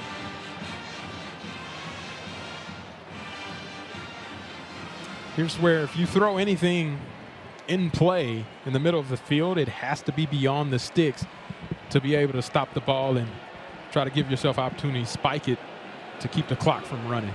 Ball goes in motion to the wide side of the field. 3-man rush. Lagway avoids some traffic. Trying to get out of bounds, and he'll do so. There's 21 seconds now, being chased out of there by Silla.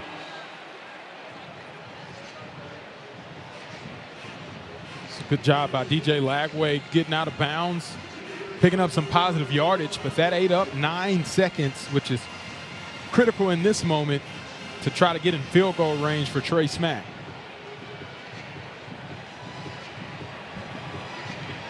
Again, Trey Smack has a career-long 56-yarder. It's the longest in the SEC this year. Maybe get it. Maybe pick up about another 10 yards or so to give him at least a shot at it. Intercepted.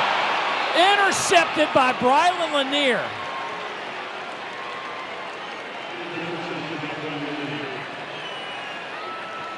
Stepped right in front of the window and came up with a huge turnover. Yeah, Brylan Lanier does a great job of stepping in front of that pass. You can see DJ Lagway looks to the left for his first read. It wasn't there, so he goes to his second read, but on a 3-step drop, it is way too late to be able to try to get it to your second read. And Lanier is the beneficiary of being able to capitalize off of that late read by DJ Lagway. Lanier's second interception of the game, his third of the season. Bulldogs do have 3 timeouts left.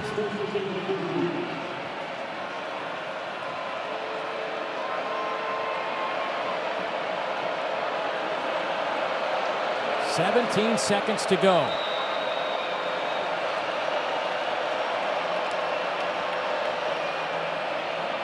Down the middle, and nobody's home there.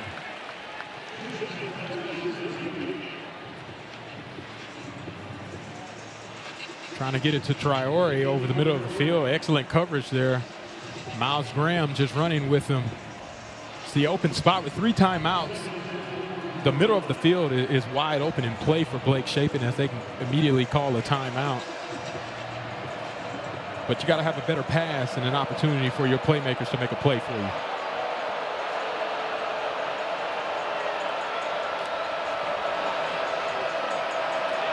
Shapen trying to get out of trouble and can't do it. He's dropped back at the 35-yard line. Cameron James will get credit for the sack. That'll do it for the first half. 13-7 our score. Coming up at halftime, don't forget you can watch the live performance of the Pride of the Sunshine Marching Band on SEC Network Plus. You can start streaming that right now. The Gators put together their highest offensive output of the year 298 yards of offense in the first half, but only 13 points on the board, and they lead it by 6. Let's go down to Morgan. Coach, a second interception there for your quarterback, DJ Lagway. How would you evaluate his first half? Well, we got almost 300 yards of offense. We've had 2 turnovers on the plus side of the field. We've given up a couple deep balls, right? We got 2 rookie corners out there playing, gave up a couple shots. But in general, we're moving it a lot. We got to capitalize on our opportunities. Thank you, Coach. Thank you. Yeah, had some opportunities. Still take a lead into the break. So with that, it is halftime. Time to get to the studio. Update of what's going on around the country. Here's Dari Noka. Dari.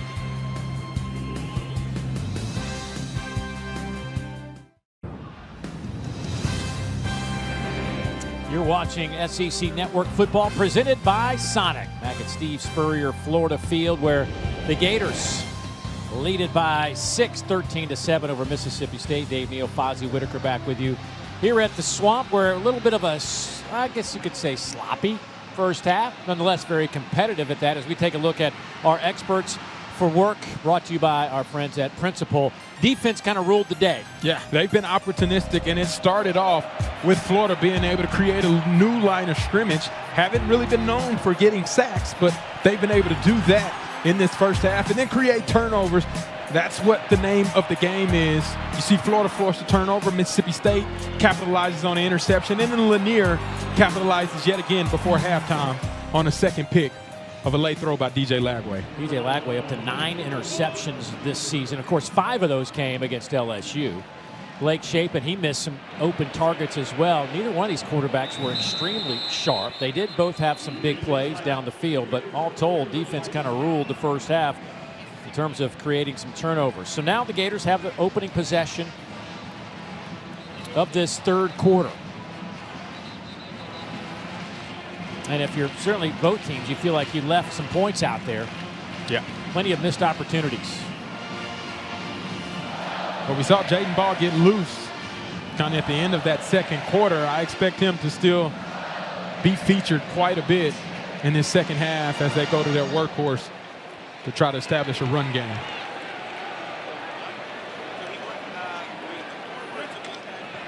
First down and 10. Here's Ball, can't hang on to the pass. It'll be incomplete. Well, Morgan, you had a chance to catch up with Jeff Lebby. What did he have to say? Well, right out of the locker room, his main message to his defense was, we have to do a better job of getting quarterback DJ Lagway to the ground. He's made plays and has been able to extend drives with his feet. So that's the calling card from his defense in the second half. This defense has certainly made a huge jump from a year ago. Gave up almost 300 yards in that first half, but still only 13 points on the board. Well, they got to get this guy on the ground. He talked about getting Lagway on the ground. You got to. Jaden Ball certainly is one tough sucker to get on the turf. That's what you like to see from a running back, running physical, picking up some good quality yardage. It makes it for a third down to be manageable for this offense.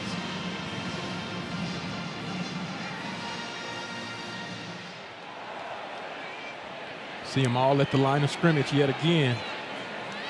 8 up at the line for Mississippi State. Lagway will throw. Going up top, trying to find Dallas Wilson, and that'll be incomplete. Coverage on the outside by Kelly Jones, who might be one of the few guys on this field that can run with Dallas Wilson. Yeah, and Kelly Jones done a great job anytime he's been matched up with Dallas Wilson. Another incompletion there. Didn't really get an opportunity on the ball, but the coverage was so tight. Kelly Jones has been like that all day on that side of the ball. And now Anthony Evans, the third, back to return this punt. An electrifying return man in his own right. He'll make a fair catch at the 25-yard line. Let's talk about this week's secret recipe, brought to you by Bush's Grill and Beans. Well, you had 3 opportunities to be able to connect on the deep shot, and Blake Shapen could not connect. Brendan Thompson right there for a sure touchdown. That would have been. Ball sails on the inside instead of the outside, and another missed opportunity. And right before halftime, just sending Jerron Glover out of the back of the end zone.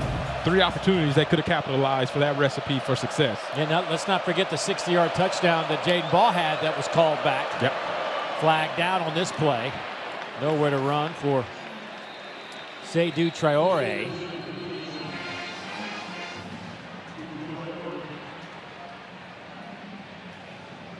Legal shift on the offense, number 3 and number 0. 5-yard penalty. It is first down. Thompson and Evans, you guys didn't get set. You see all the guys are motioning out, trying to get lined up for their position. Brendan Thompson, the bottom of the screen, still wasn't set. You got to be set for 1 count, then you can snap the ball legally. Devon Booth in the backfield, but they will get it to Aiden Williams, and he is blasted around the 22-yard line. Jaden Robinson making the tackle. Yeah, they are hitting physically. Jaden Robinson hit him so hard his shoe came off on that last hit. Chapin's numbers, 10 of 16, 160. Last week, or in their last game against A&M, he was 15 of 20. Here goes Anthony Evans, and they stretch it out nicely. The Gators played that extremely well. Lagonza Hayward, one of 3 true freshmen playing in the back end, along with Ben Hanks III and Javari Flowers, because of injuries, making that play. Yeah, you're going to see Hayward flash on the right side of your screen. Miles Graham forces that play out, and then he sets the edge and picks up a nice TFL for this Florida defense. 3rd and long. Chapin. Pass caught by Thompson, nowhere to go. Thompson swallowed up there by that one of those freshmen we were just talking about, or excuse me, Miles Graham out there, along with Ben Hanks. Ben Hanks, that freshman, getting the start over Cormani McLean today. Ben Hanks III, the freshman out of Overtown, Florida, Booker T. Washington High School.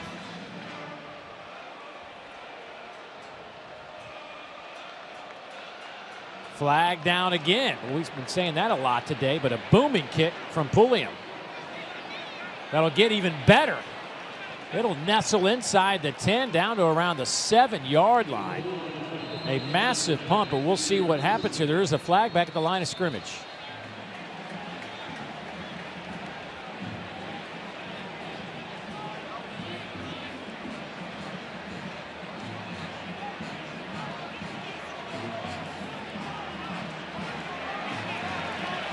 Yeah, the Gators will definitely want to.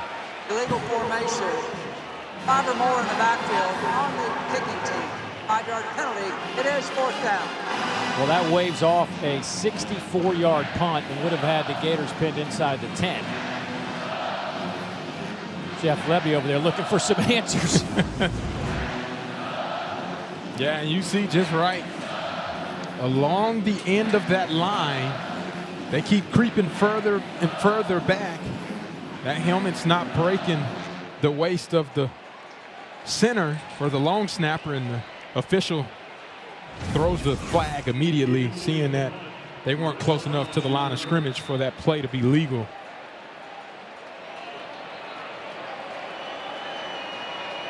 So Pulliam back again. Former Mississippi State Bulldog baseball player with another booming kick. This one will bounce out of bounds around the 22. So a 20-yard pickup for the Florida Gators. They lead it by 6. Boy, it is a gorgeous day here in Gainesville. Beautiful campus. More football coming up on the other side.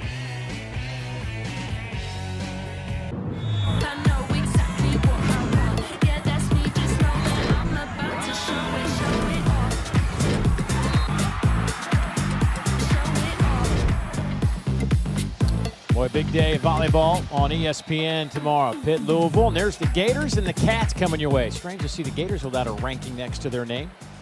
Kentucky, though, once again among the country's elite, ranked 3rd in the country. Here's Jaden Ball. Red Hibbler will get credit for the tackle.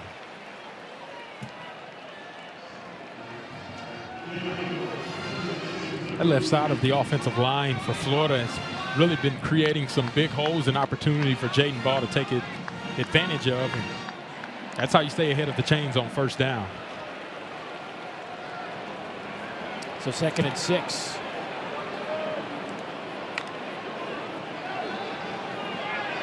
Oh, what a catch from Wilson. Breaks a tackle to midfield inside Bulldog territory, inside the 45-yard line. First time we've seen him shake free today. Hunter Washington dragging him to the turf, a gain of 23. Great job by Jaden Ball seeing the blitz, and same way for DJ Lagway, getting the ball out quickly to his first read. Getting Dallas Wilson, fingertip catch, makes a guy miss as well. Showcases that athleticism as a true freshman bursting on the scene. Quick throw again to the outside. Vernell Brown will get it inside the 40. Hunter Washington again with the tackle for Mississippi State, but you know, the three-headed monster offensively with Jaden Ball, Dallas Wilson, Vernell Brown III. Certainly game-changing type players. Hoping they can change this one and give Florida a little cushion here, only up 6.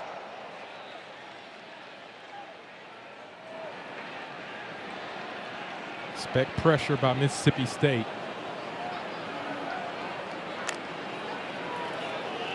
Pressure comes, Lagway dropped. Isaac Smith pulls him to the turf.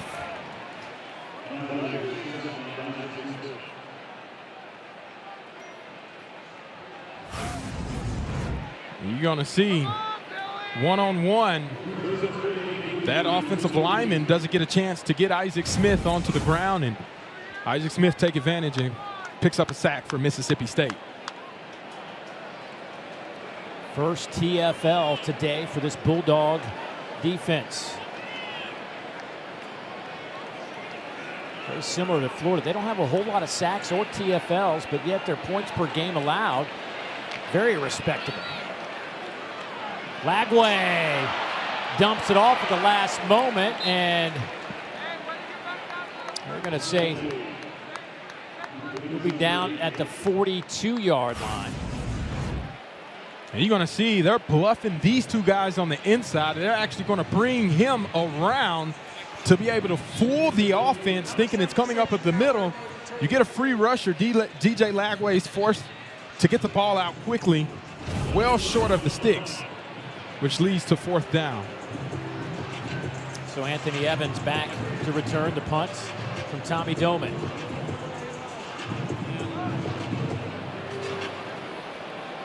High end over end kick. Fair catch called for at the 13-yard line, and that is where Mississippi State has it. Bulldog defense trying to keep it in, keep the offense in this game. Blake Chapin and company back on the field, down 6.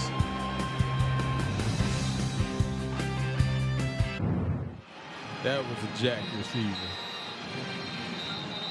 I think he's like isn't he like a scratch golfer or something now? Like I see, really? Yeah, like he's a low handicap dude. Like he plays a ton of golf. Jeez.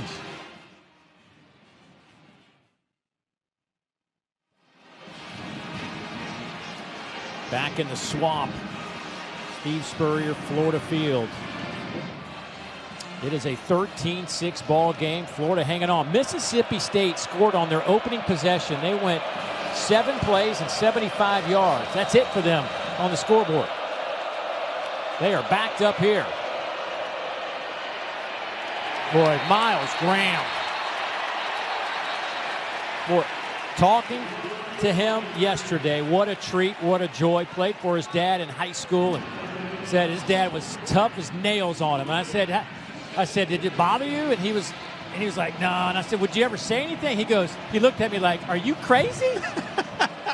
Said he would have been on the bench if he did. Heck no.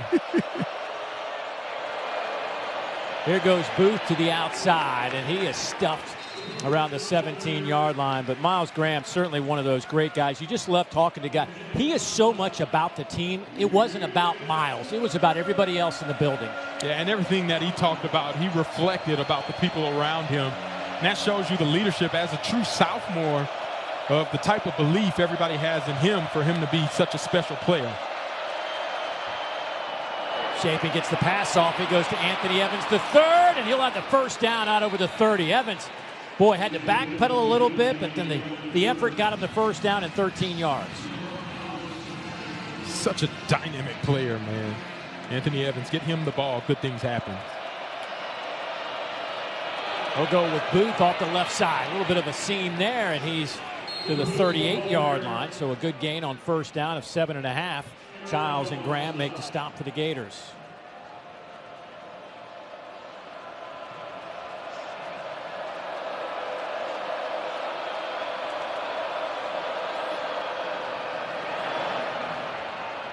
Pass is caught. Brennan Thompson.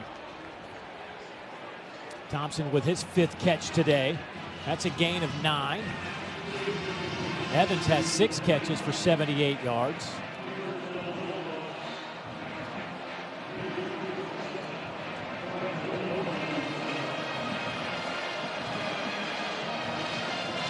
Blake Shapen now 14 out of 20. 190 yards. Pressure comes off the edge. And the Gators bottle up Devon Booth. Yeah, Ron Roberts calls up the nickel blitz. Able to get a stop, and 2nd and long now. You expect Blake Shapen to get the ball out of his hands quickly, maybe on a quick wide receiver screen or running back screen to try to get some of that yardage that they just lost and put him more in a 3rd and manageable situation. That is the 9th TFL by the Gator defense. They came in 14th in the league in tackles for loss. They get another one here on a sack. Kofi Asara with the sack for the Florida Gators. A loss of 7. Back-to-back losses for this Mississippi State offense. And you're going to see lining up right to the left of the screen, one-on-one with Albert Reese. He's able to just push him back with a bull rush, and that is enough pressure to get Blake Shapen off of his spot. Unable to see it, Blake Shapen falls, and that's a sack for this Florida defense. 4 sacks for a team that came in with just 9. 6 of those came against Texas. 3rd and forever. They'll give it to Booth. Devon Booth spins. He gets to midfield. He'll pick up 14 yards. Childs finally drags him down, but kind of right there in the midfield, and now you got a kind of a 4th and manageable. They're going to keep the offense on the field. Yeah, expect a no play here. Going to see if they can get Florida to jump.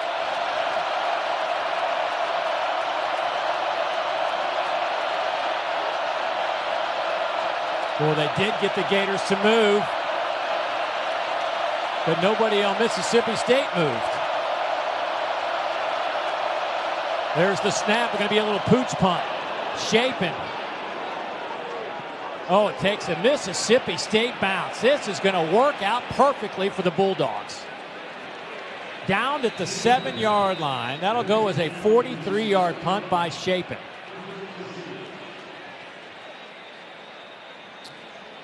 Six-point game here in Gainesville. Back on the other side.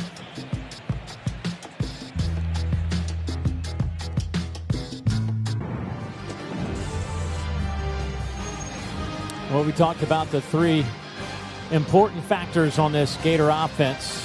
Jaden Ball, Vernell Brown III, Dallas Wilson, they're the numbers today. And Ball's even had a 60-yarder called back. Wilson just had his first big catch a little while ago, a 24-yarder. In 2 games, Wilson with 3 touchdown catches, none today. Gators backed up inside the 10. Lagway throws on the run and just airmails that into the Bulldog bench. Nobody was even close.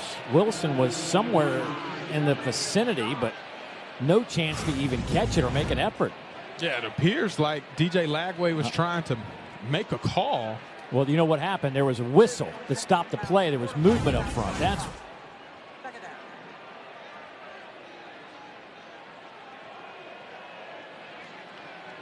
so Dallas Wilson was on that sideline where the flag was thrown, so he saw it and didn't run his route.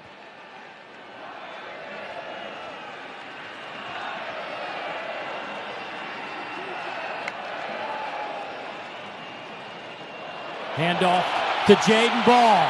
Oh, he came close to picking up an extra 10, 15 yards. Manning, though, hanging on for dear life, drags him down. Yeah, the patience by Jaden Ball. And you got duo here where you got double teams across the board and then just let Jaden Ball find open space. That's what he's really good at, showcases that ability to be able to break through the line of scrimmage. Ball with a new career high rushing, 13 carries, 112 yards. His third 100-yard game this season, fourth of his career. His previous high was 107 against Texas a few weeks back. Did that on 27 carries. Oh, he's got a bunch more now. He's out over the 30 to the 32. Ron Manning making another tackle. But that's a gain of 12 for Ball. Yeah, and that's your workhorse right there. That man is blinking impact player. If you played NCAA back in the day, feed that man the rock and let him keep doing what he's been doing all day long.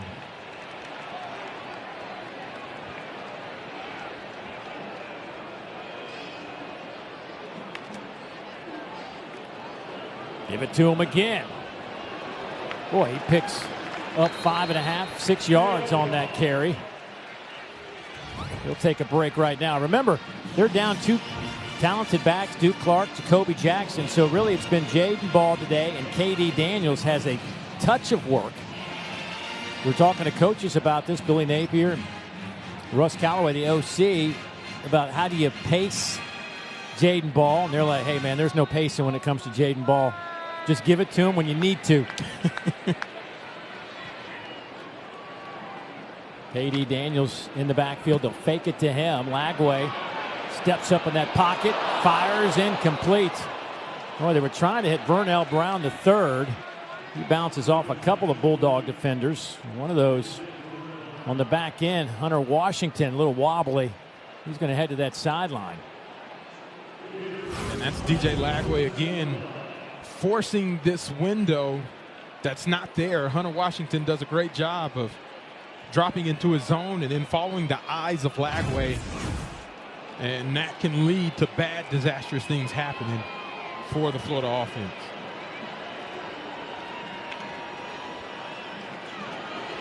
Lagway, high throw, pass is caught at the 45-yard line. Oh, incomplete. Vernell Brown, slow to get up. It's almost like he's got a hurt hand, perhaps. Yeah, Lagway puts the ball up high. He goes up and gets it. But Lanier. Oh, that should be a catch. Yeah, they're going to give him a catch on that. They have moved the football to the 46. First down. They may have to review that because I don't know if he maintained possession throughout the entirety.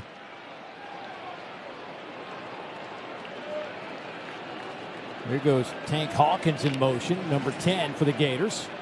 Quick slant, pass caught. J. Michael Sturdivant to the 35. Diego Brumfield hanging on. Yeah, the run game, how effective they've been able to utilize it, sets up that one-on-one opportunity for DJ Lagway to find that bang 8 post route, and J. Mike Sturdivant makes the most of that catch.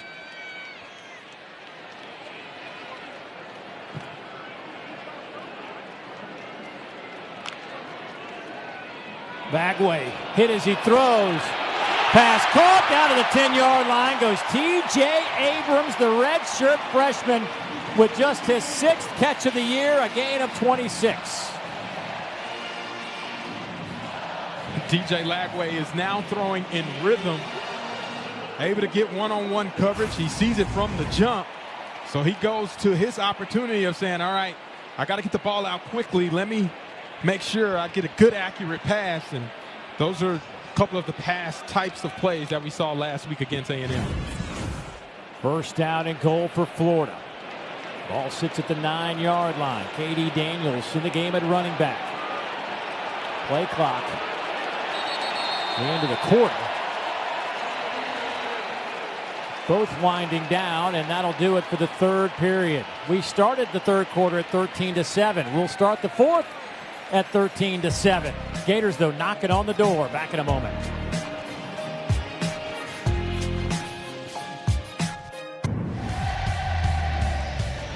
You're going to see how Florida was able to move downfield. It was a little bit of Jaden Ball sprinkled on top of a little bit more of Jaden Ball. And when you have that combination working of Ball being great downfield, that's where DJ Lagway is able to take advantage and utilize the run game to set up the pass as he finds TJ Abrams down the sideline. First and goal for the Gators inside the 10, about the 9.5-yard line. They will give it to Ball back in the game, and he's to the 4, maybe the 3-yard line. Nick Mitchell hanging on. The Gators have rushed for 160 yards today. And Jaden Ball will take himself out of this. Up to a career-high 129 now. KD Daniels checks into the left of Lagway. Second and goal. KD met at the 3, drives forward. He'll be just shy down to the 1-yard line. Again, Nick Mitchell steps up to make a play. Here's an opportunity, perfect time to utilize DJ Lagway. Put some beef in there and let him go drive forward, get an extra blocker in the run game, and try to see if you can move it a yard to the end zone. They're bringing in Cameron Waits. 6'8", 364 pounds, wearing number 75. He's on the right side of the line. KD Daniels in that wildcat formation. He'll take the snap, works the right side, touchdown Florida.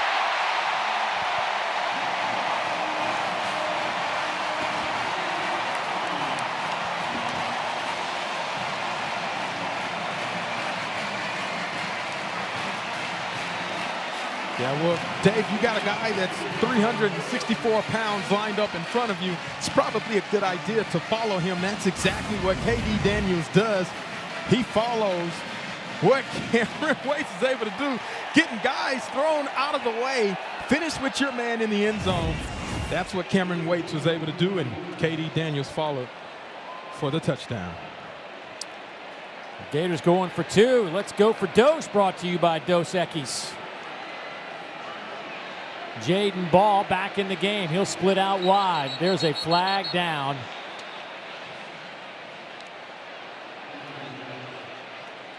Legal substitution on the offense, 12 in the formation. It's a 5-yard penalty. It is first down. There is 12 out on the field. I just counted them. Now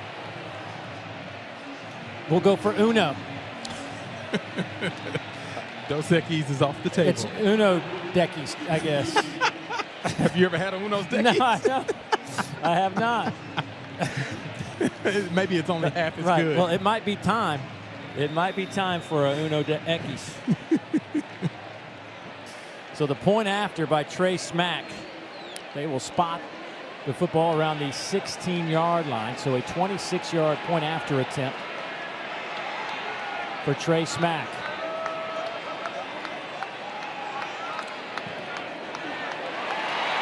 And he reaches his streak to 90 consecutive point afters made. And a big touchdown for the Gators. They have pushed it to a 13-point advantage. Longest drive of the season, 93 yards for the Gators. It caps off with the KD Daniels Wildcat formation touchdown run. Back in a moment.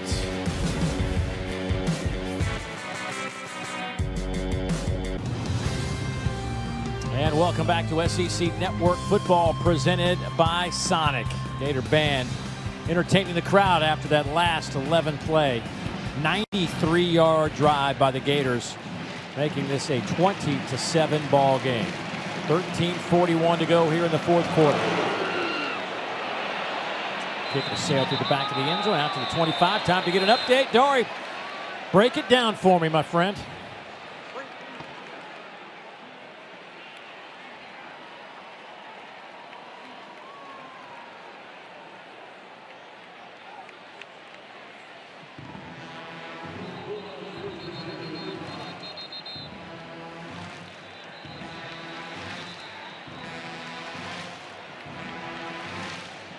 Thank you, Dar. This day started with Vanderbilt taking down LSU. Had a great one going on in Athens. By the way, that kick went out of bounds, so it's spotted at the 35. Xavier Gayton coming near side. That'll be a gain of 12.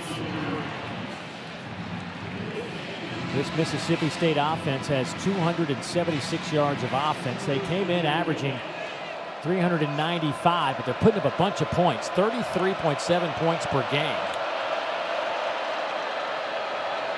Chapin hit, hammered as he throws, down the middle, caught inside the 5, down to the 7 goes Brennan Thompson, who has gotten behind the Gator defenders a few times today and picks up 46 yards.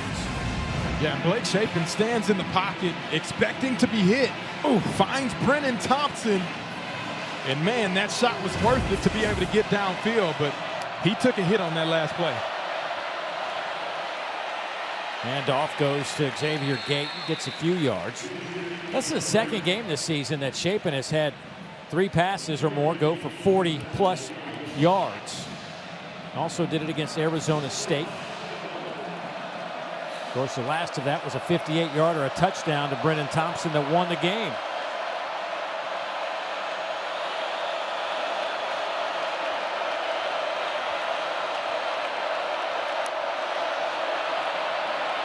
Chapin throws on the run, hits Boog down to the 1-yard line. Alfonso Allen Jr., who has come out of nowhere, was on the scout team before this week, leads the Gators in tackle with 11 today.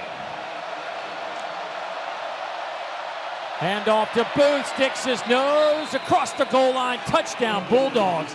That did not take very long.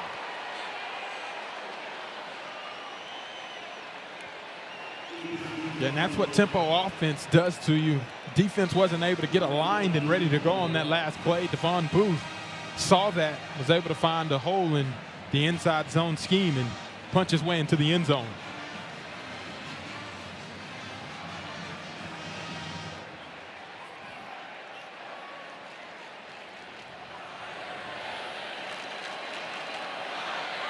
Kyle Ferry to attempt this point after. He hammers this one home. So a 20-14 game. The Bulldogs with their first touchdown since their opening drive. Yeah, it was all set up by play action. Blake Chapin able to deliver a dime down the field to Brennan Thompson, fastest guy in the country, and Devon Booth caps it off with a touchdown for the Bulldogs.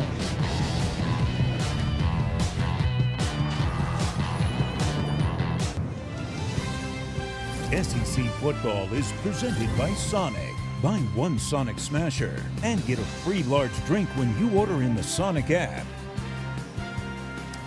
That is Lauren Hager, one of the greatest Florida Gator softball players in history, inducted into the UF Athletic Hall of Fame this weekend on homecoming. 2015 SEC Pitcher of the Year, led the Gators to consecutive national titles.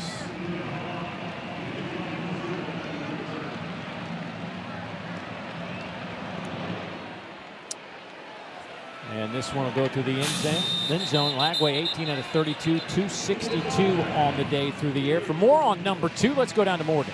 It's been laser focused from quarterback DJ Lagway this entire game, but really lately, guys, quietly just taking the coaching from the sideline. And until today, this team has been shut out in the last 3 games in the fourth quarter. They certainly need their quarterback. And Napier saying he has the unique ability to be in the moment without external factors affecting him. And that is so obvious just watching him and observing him down here on the sideline. Well, he's had to overcome a couple of interceptions. No touchdown passes today, but he has had a couple of deep shots. He's found Dallas Wilson here in the second half a couple of times. Also hit TJ Abrams on a big gainer. Goes underneath here to his tight end, Hayden Hansen. Hansen, a young man, a tight end. Now, he's a big boy at 6'8", 270. He doesn't leave the field. I mean, how often do you see a tight end on the field every play on offense? That's pretty much rare. You almost never see that, no matter what offense you're running, unless you're running 10 personnel all the time. Tight end's usually on there, and they have to rotate because of how many snaps offensively you play. So that's a credit and testament to his work ethic and being able to be in shape for all of that. Wes Callaway says we expect him to be an All-American tackle. We expect him to be an All-American wide receiver. Some lofty expectations for that young man as the handoff goes to Jaden Ball. Hansen, the redshirt junior out of Weatherford High School in Texas, came in second on the team in receptions. But you know what? I shouldn't say 270 because he doesn't want to be over 2. He wants to be 269. So sorry about that, Hayden. 269, 6'8", 269. That's the real reason why he stays in on every snap. Try to keep his weight down. 4-man rush by the Bulldogs. That pass was behind Amir Jackson. There is a flag back at the 36, away from where the pass was intended. It looked like Hayden Hansen got decked back there. He was a little slow to get up. He points to the sideline, says, I'm okay. Foul, blindside block, defense, number 7. 15-yard penalty, results in a first down. Boy, a huge mistake by Zachary Tillman. Yeah, you're going to see defenders are taught to be able to knock runners off of their route when the quarterback escapes the pocket, but you can't do it from his blind side. And they're going to call that for protection of the game every single time. And that was the correct call in that instance. That moves it into Bulldog territory at the 49. Here's Jaden Ball. He'll get a couple of yards on first down. DJ Reed with the stop. Ball with a career high today running the football. 138 yards. Has a touchdown, averaging over 7.5 yards a carry. Keep feeding the beast. Yes. Of course, carried it 27 times against the Longhorns. So he's got a few left in the tank.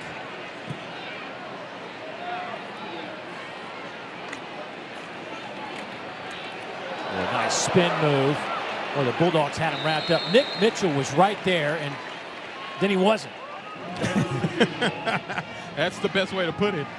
It's hard bringing him down, right? It's like wrestling of actual physical alligator, right? I don't know if you've ever wrestled one before live, Dave, but they are made of full muscle, and whenever you try to bring them down, they start squirming all over the place. That's what that spin move there, the gator roll, I might say, by Jaden Ball being able to escape those tackles. I like that, the Jaden Ball gator roll.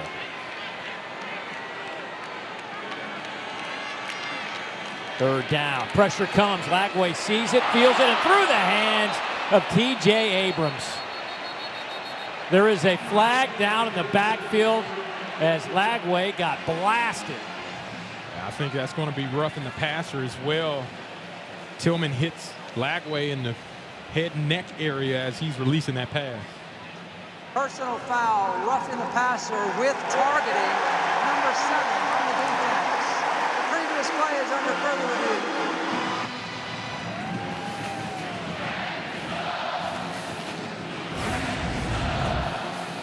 And this again, launching with the head, making contact with Lagway's head as a defenseless player in the head and neck area. That's why targeting is in place when he launches and the crown of the helmet hits there. That's going to get called every single time, and that's the second penalty on this drive, second personal foul by Tillman to lead to first downs for this Florida offense.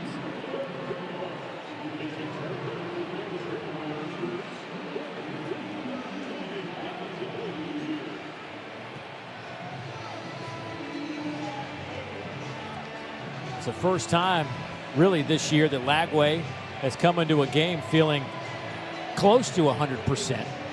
It has been a journey for him from a physical standpoint going back to the summer. I mean, Billy Napier said that he had missed out on over 1,000 reps. Yeah. Because of the injuries he was dealing with, and just, I mean, anything that could go wrong with him. And there was never a severe injury, but it was always something that kept him from practicing. Yeah, and the fact that it wasn't severe is probably best case scenario in those instances.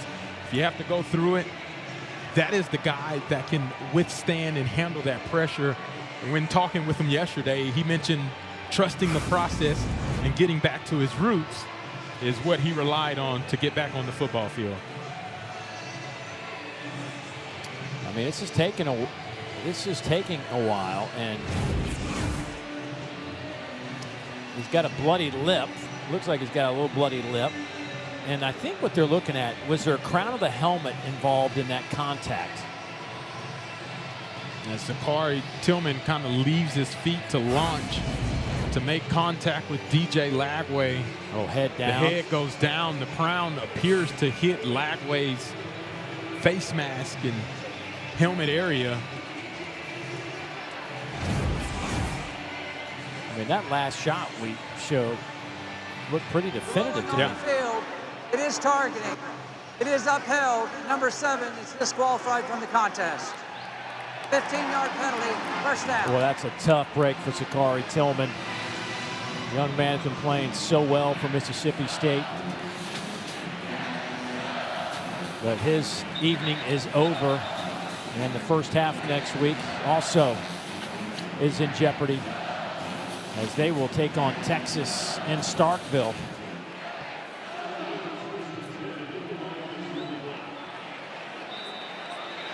That moves it all the way down to the 31-yard line.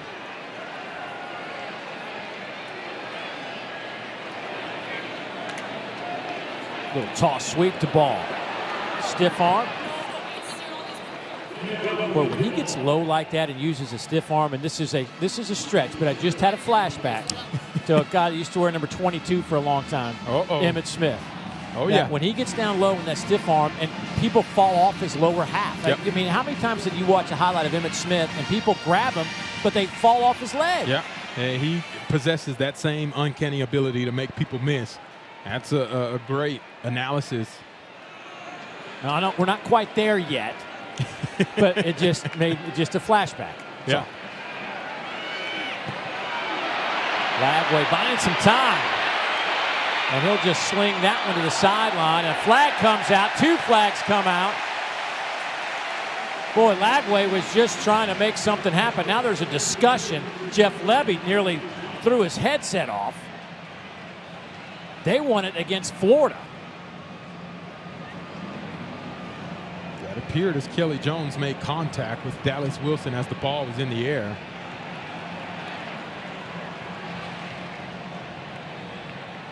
But they both were fighting with each other. Pass interference, offense, number 6. That's a 15-yard penalty. Big play, second down.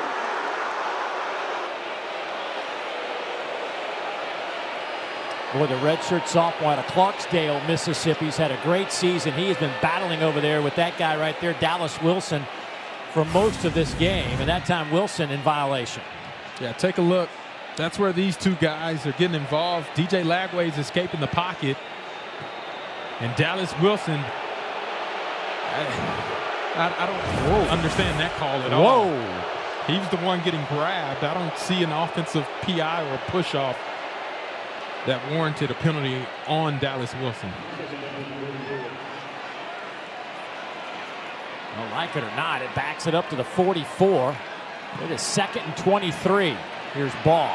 Nobody's going to miss a tackle on that trip as Bledsoe hangs on. Boy, this is a big sequence in a 6-point game. 3rd and 24. You've gotten yourself out of field goal range.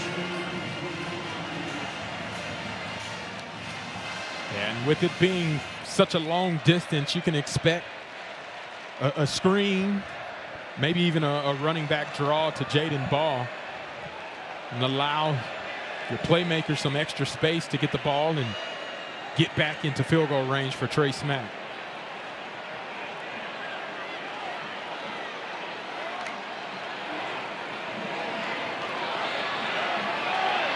Underneath throw, pass is caught by Ball. Bounces off a couple of defenders, but falls forward to the 35. So it maybe gives you a shot Trey Smack's long, career long, 56 in the opener, and they're going to run him out here. This will be about a 52-yarder. We'll wait for the spot for the exact number, but he's hit from 24 and 54 today. And it'll be a 53-yard attempt.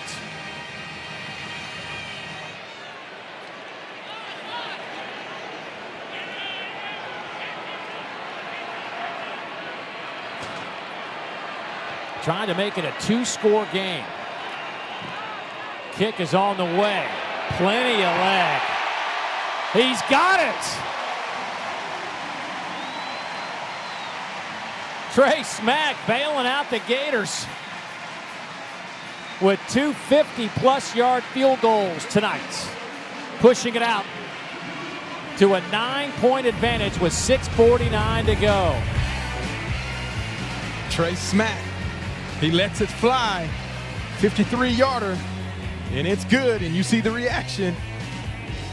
Napier relieved as his team goes up about 2 scores.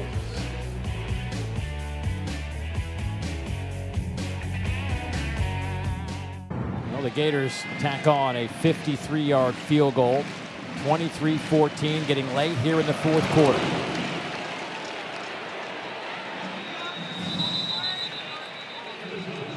Of course, now in college football, these staffs can use iPads and break down plays immediately, so you better not be lying when you're walking off the field these days. You got the immediate fact check by the iPad. It's a gift and a curse for coaches and players being able to analyze what happened and use the video. It's priceless and an intangible that I wish I could have utilized whenever I was playing. Or the Bulldogs offensively on that last drive, 65 yards in 5 plays. Their first drive went 8 plays, 75 yards.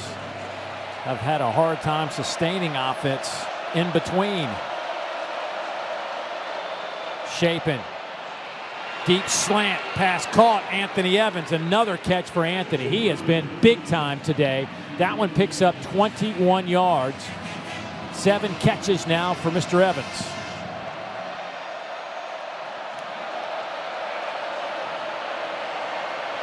Shapen.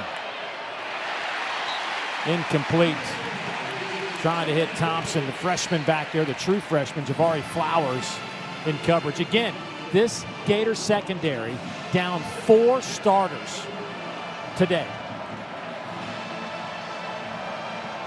They have been running 3 true freshmen out in the back end.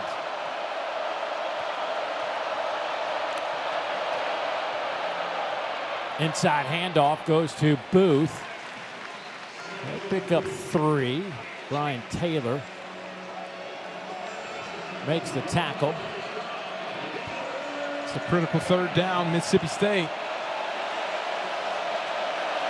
Yeah, Bulldogs 6 of 12 on 3rd today. Make it 7 of 13 and a whole lot more.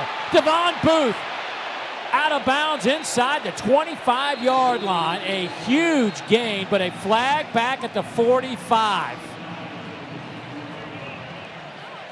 Yeah, it appears it's going to be a holding on Mississippi State, which is going to bring this back.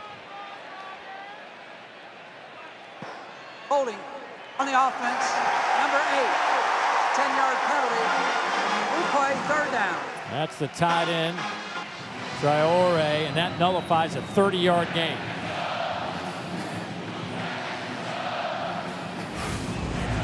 You're going to see him work his way up to the 2nd level. And once he gets to that portion right there, as the defender's trying to work his way out of the block, just grabs the jersey and it gets called. And negates a 1st down for Mississippi State. 3rd down and 9. Quick out. Nowhere to go. Anthony Evans made the catch. 2 Gators right on top of him, led by Jabari Flowers. That'll be a loss of 6. And now you're down 2 scores and the clock moving toward 5 minutes. Jeff Levy going to roll the dice, keep his offense out there.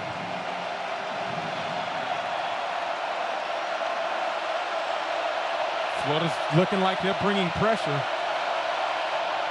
4-man rush. Shapen Long out. Thompson spins to the sideline. He'll have the first down at the 44-yard line. He made it by a half a yard. Wow. What a play by Blake Shapen and individual effort by Brennan Thompson. Gayton stays in the game at running back. A flag is down, and Mississippi State with a false start. Got set before the snap. 5-yard penalty. It is first down. You're going to see Florida looks like they're pressuring. They ended up dropping and only rushing 4. One-on-one opportunity for Brennan Thompson. Shakes off a tackler. Gets the line to gain just by the hair of his chinny chin chin. And a much-needed first down for this Mississippi State Bulldog offense. Again, chasing the sticks, 1st and 15.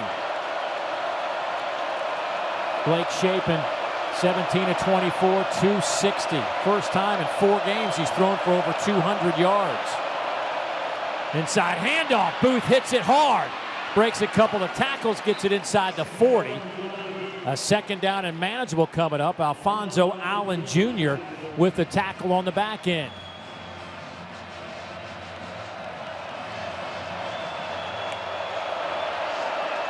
Bringing 5. Shapen hit. Pass dropped. Jordan Mosley had it, lost it. Jamrock Grimsley back there in coverage. The redshirt freshman out of Tampa. Another third down.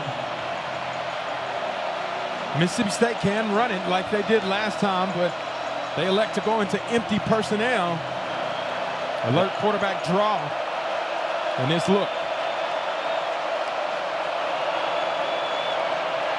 Shapen underneath. Pass is caught. Down to the 20. Traore inside the 10. It'll be 1st and goal Bulldogs. A gain of 30. Traore is such a mismatch nightmare for linebackers and safety. Exploits man coverage on that last play. Handoff Booth. Picks up a couple of yards.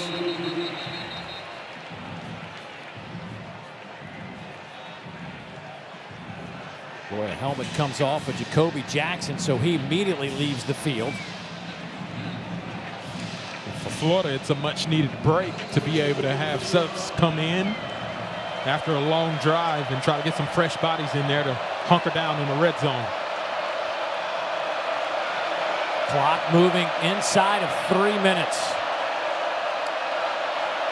Shapen looking to throw to the end zone. Pass is caught. Touchdown. They're going to give him 6. Aiden Williams. And that's as close as it can get on the sideline. That left foot was hanging in the air. I don't know if he caught it in bounds, though. Take a closer look here. You want to see right foot cycles, and it appears like he's still on the white when that comes down, but it's close. Again, I mean, conclusive or not? I mean, it's hard. Let's see here. Here's another angle. It's a little blurry in that slow-mo frame, but it appears to me his toe was on the white as he's catching that ball.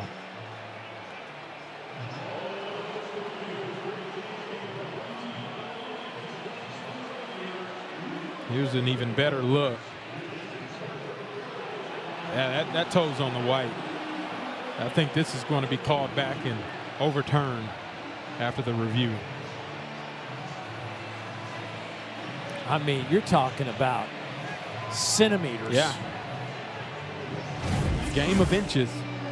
The cliche term that they always say, and that's the difference. If the defender doesn't push, I don't even know if that was Aiden inches. Williams, right, it wasn't. But if the defender doesn't push Aiden Williams, he probably catches that inbounds easily. But with the push, it forces him further than where he wants to go.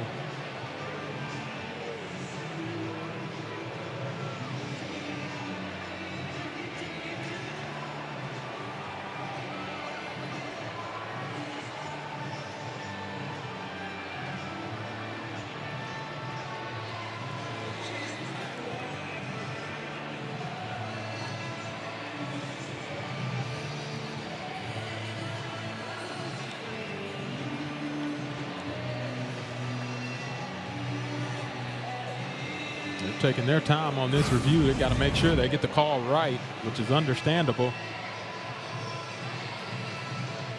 That is as close as you can make it. That right foot coming down right between the orange and the white. That's the difference in a touchdown and an incomplete pass.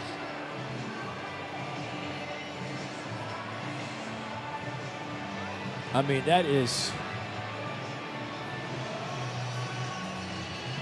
that's about as close as you can get it.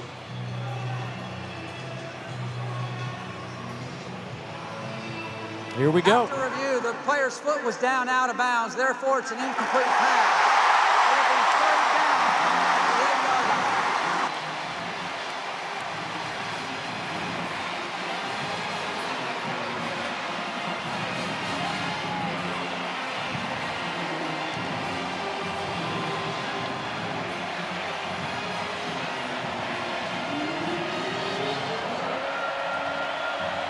Here we go. You get this close in the red zone. Expect man-to-man coverage across the board. You got man beaters where you're going to have a slant and a rub route, or they like to utilize the quarterback draw with the lead blocker in Devon Booth as well. Shapen, incomplete. Flag comes out. That's going to be holding. Yeah, Aiden Williams back there in the route. You could see at the tail end, he got twisted around. Yeah, Jaden Robinson just grabs that jersey. Pass interference, defense, number 29. By rule, the ball will be placed at the 2-yard line. It is first down.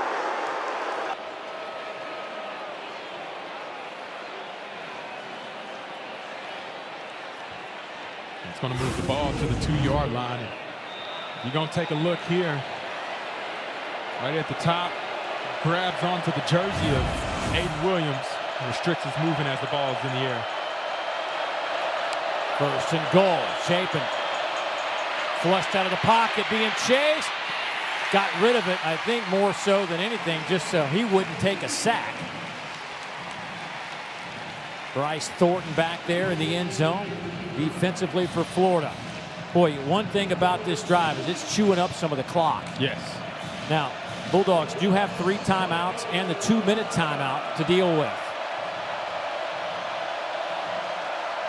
Ultimate thing for Mississippi State is they got to find a way into the end zone first before they can start thinking about other strategy of what they want to do next.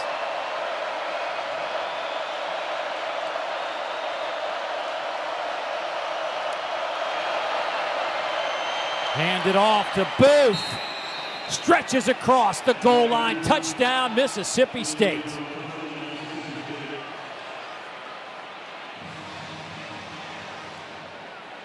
Following the block of big left tackle Albert Reese. He's able to force his way in and maybe close. Is his knee down before the ball crosses? It appears he's probably crossed the plane. It's very close again. We're talking about centimeters and inches. It's very close. Here's the pylon cam as the knee goes down. That ball is crossed.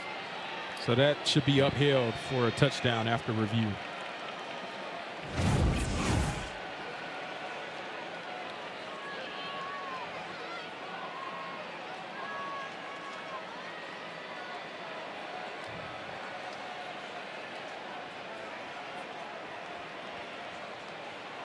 They're holding up play just to give the replay guys an opportunity to take a couple looks at that. But I'm with you. I mean, that clearly looked like the ball had crossed that plane. Yep. And now we're ready for play. So Kyle Ferry to attempt this point after. Hammers it through the uprights. Well, we got ourselves a 2-point ball game. 2:32 left to play. Both teams have their full complement of timeouts and the 2-minute timeout remaining.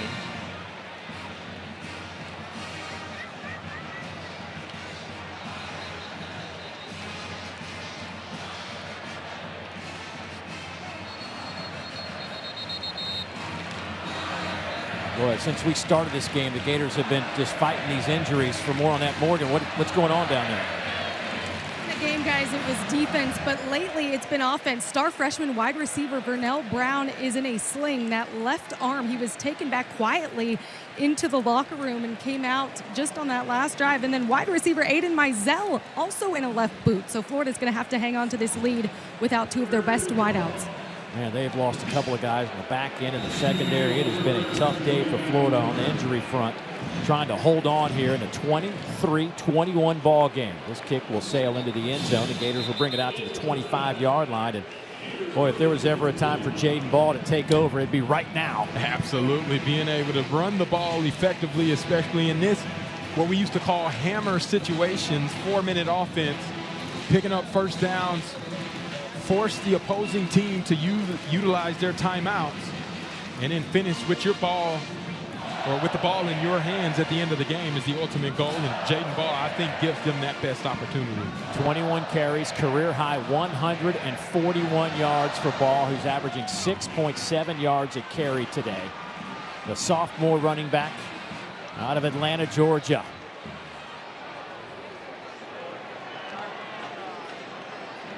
Handoff left side to Ball. He'll get it to close to the 30-yard line. They'll spot him back at the 29.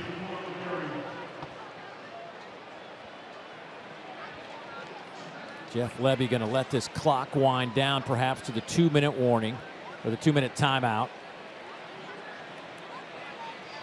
Well, Mississippi State much improved from a year ago under Jeff Levy. They have dropped 14 straight conference games. It's been almost 2 years since they won a game in the league. Struggling here. They're going to need to step it up big time. Gators trying to run this clock out. We'll have all the drama when we come back.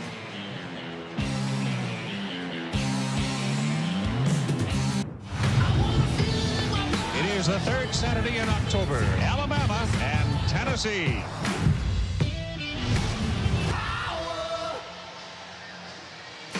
Well, that one will be starting any minute. Hopefully you'll stay with us and then switch it over to watch the Vols and the Tide. You look at our Capital One college football rankings. Ohio State just demolished Wisconsin. But the big news today is Ole Miss falling. Had a lead in Athens, couldn't hold on. They lose 43-35.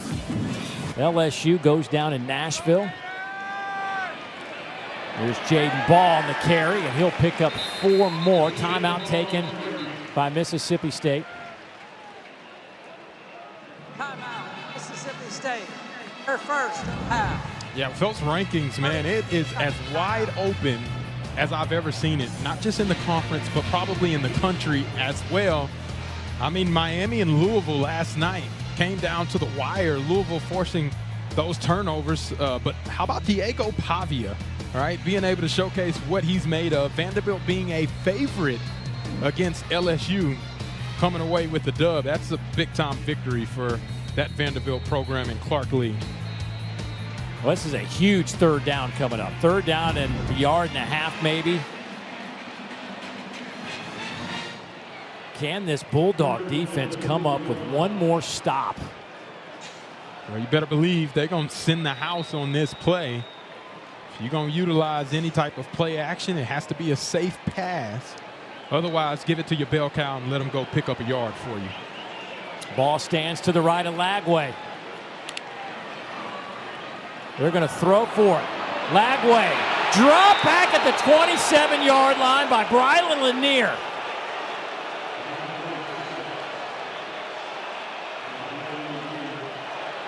The Bulldogs will get another crack at the football. Lanier is having himself a football game. You get man-to-man, bringing the house. Everybody is covered downfield. DJ Lagway could have maybe thrown a deep ball back there, but that's not what you typically do in this type of situation.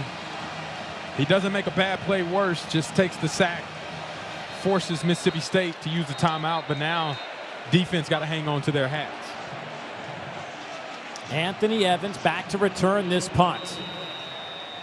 Tommy Doman will stand at the 12 to receive the snap.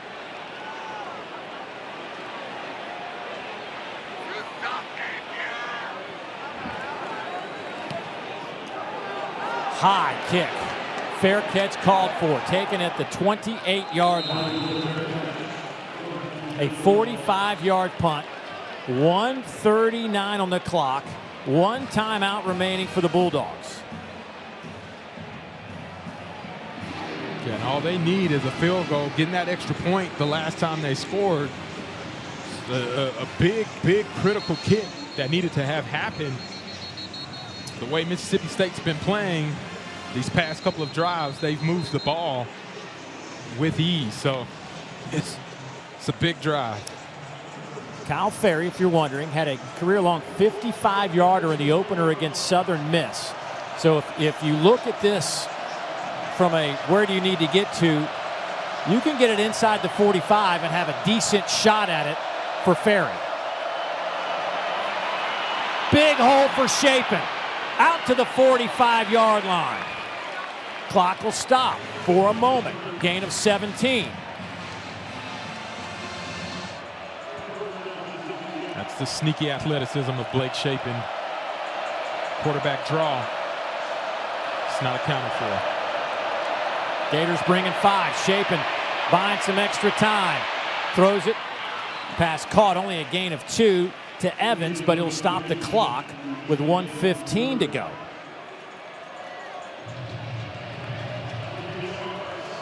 Evans now with 9 catches.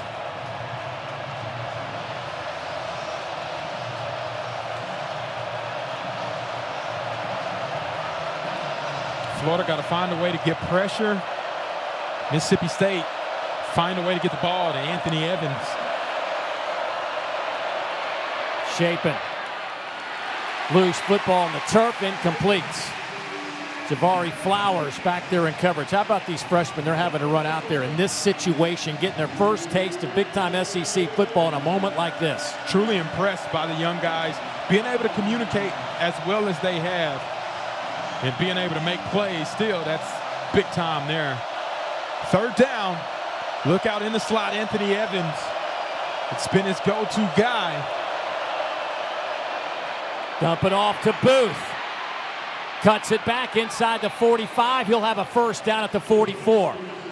Gain of 10. Cameron James on the stop. 1:03 to play.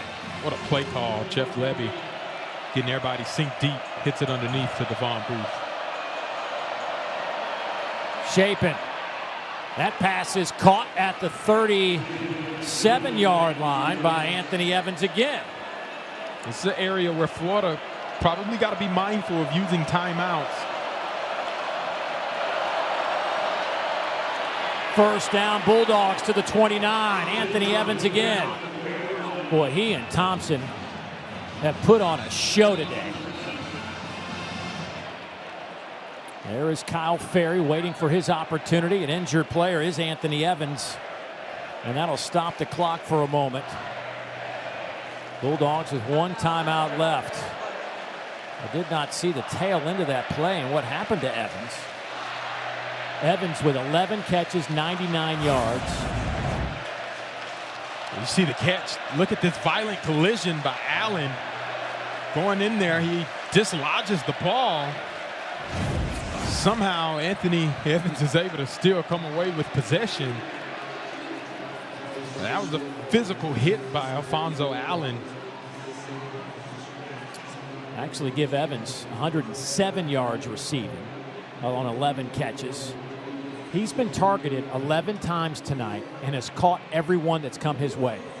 He's been the go-to guy for Blake Chapin, whether it's been a deep ball, intermediate, or even short. That's what they need to do, is continue to find the production from a guy like Anthony Evans. Seydou Traoré had a big gain on that last drive, one-on-one matchup with him through the middle of the field. That might be where Blake Chapin is able to utilize his athleticism in one-on-one matchups.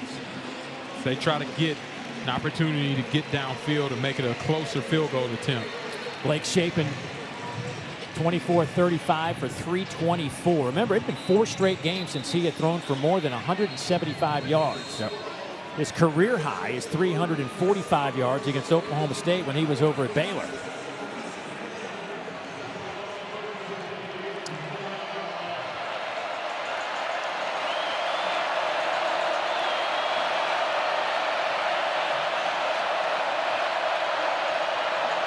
First down and 10. Chapin keeps it himself and is tripped up at the 28-yard line by Jaden Robinson. And the Bulldogs will have to use a timeout. They are clearly in range for Kyle Ferry. Second timeout.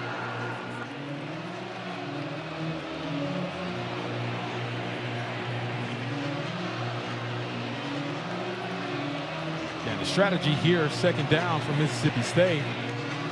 No timeouts. They have to be smart. If you're going to run the ball, you got to be able to run it and then clock it, or you got to be able to get out of bounds on the throw so you don't end up with an opportunity where the clock runs out before you get an attempt to be able to kick the ball for a field goal. The junior with an opportunity perhaps to win this one for the Bulldogs on the road and snap this long SEC losing streak.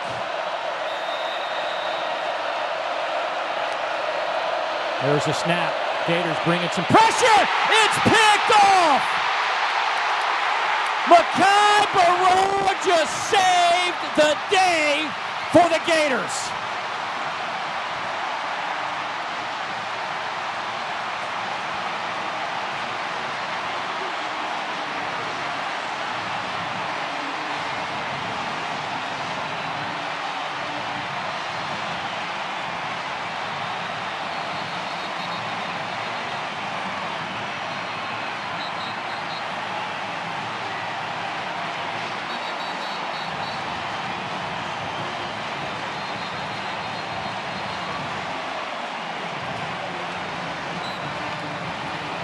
Oh my goodness.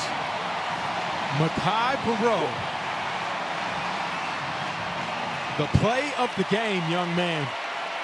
Not many times you get to see a guy of that size have as soft hands as he did to create that game-sealing takeaway for the Florida Gators.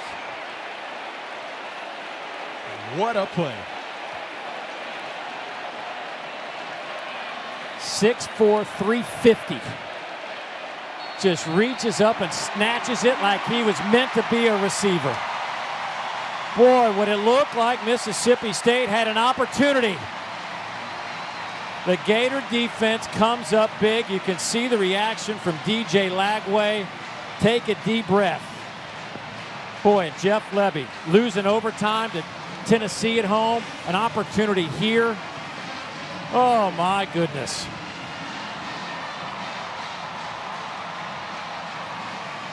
Yeah, big man, you just got your first interception. Take a look at how he got his first interception. He drops back from the middle of the nose, middle of the field, plays the eyes of Blake Chapin. And look at those soft hands. He's lobbying for some opportunities to get more touches on the offensive side of the ball. How about that, Dave? What a play to secure the win for the Florida Gators. Boy, on the other side, Blake Chapin did a masterful job getting this team in position for the field goal, and then that happens. Oh, man. What a game. SEC football is unbelievable. Let's go down to Morgan. Coach, congratulations. It's all smiles and celebrations down here. What did it take to withstand their surge? Man, first of all, give Coach Lebby at Mississippi State some credit. That team continues to get better. I have a ton of respect for Jeff and that staff. They're improving. And let me tell you something, man. I don't care who you put out here in this league. You better be ready to go. And we let them hang around. You know, we had almost 300 yards in the first half and didn't get the points that we wanted. But how about Mekhi Barone, man? 375 pounds, picking off a pass to win the game. With all the noise, Coach, surrounding your program, how do you describe what this win, this moment, hearing these fans cheer so loudly for your guys who have worked so hard for this? It's a resilient group. You know, they've got character. They care for each other. Regardless of what happened on the outside, man, what an incredible group. They play so hard. They dealt with adversity. We talked about that yesterday. So, look, it hasn't gone the way we want it to, or we want it to, or our fans want it to go. But they're a team, and they stuck together, and they were a good example of a team tonight. Thank you, Coach. Congrats. Enjoy this one. Yeah, he spent yesterday talking so much about this team and the closeness of this group, but they needed everybody today with injuries and everything else going on, and they got the interception when they needed it and win 23-21. So for Fozzie Whitaker, Morgan Uber, I'm Dave Neal saying so long from Gainesville. All smiles in the swamp. Missouri and Auburn coming up. Time to get you out to the Plains. Tom Hart, Jordan Rogers, Cole Kubelik.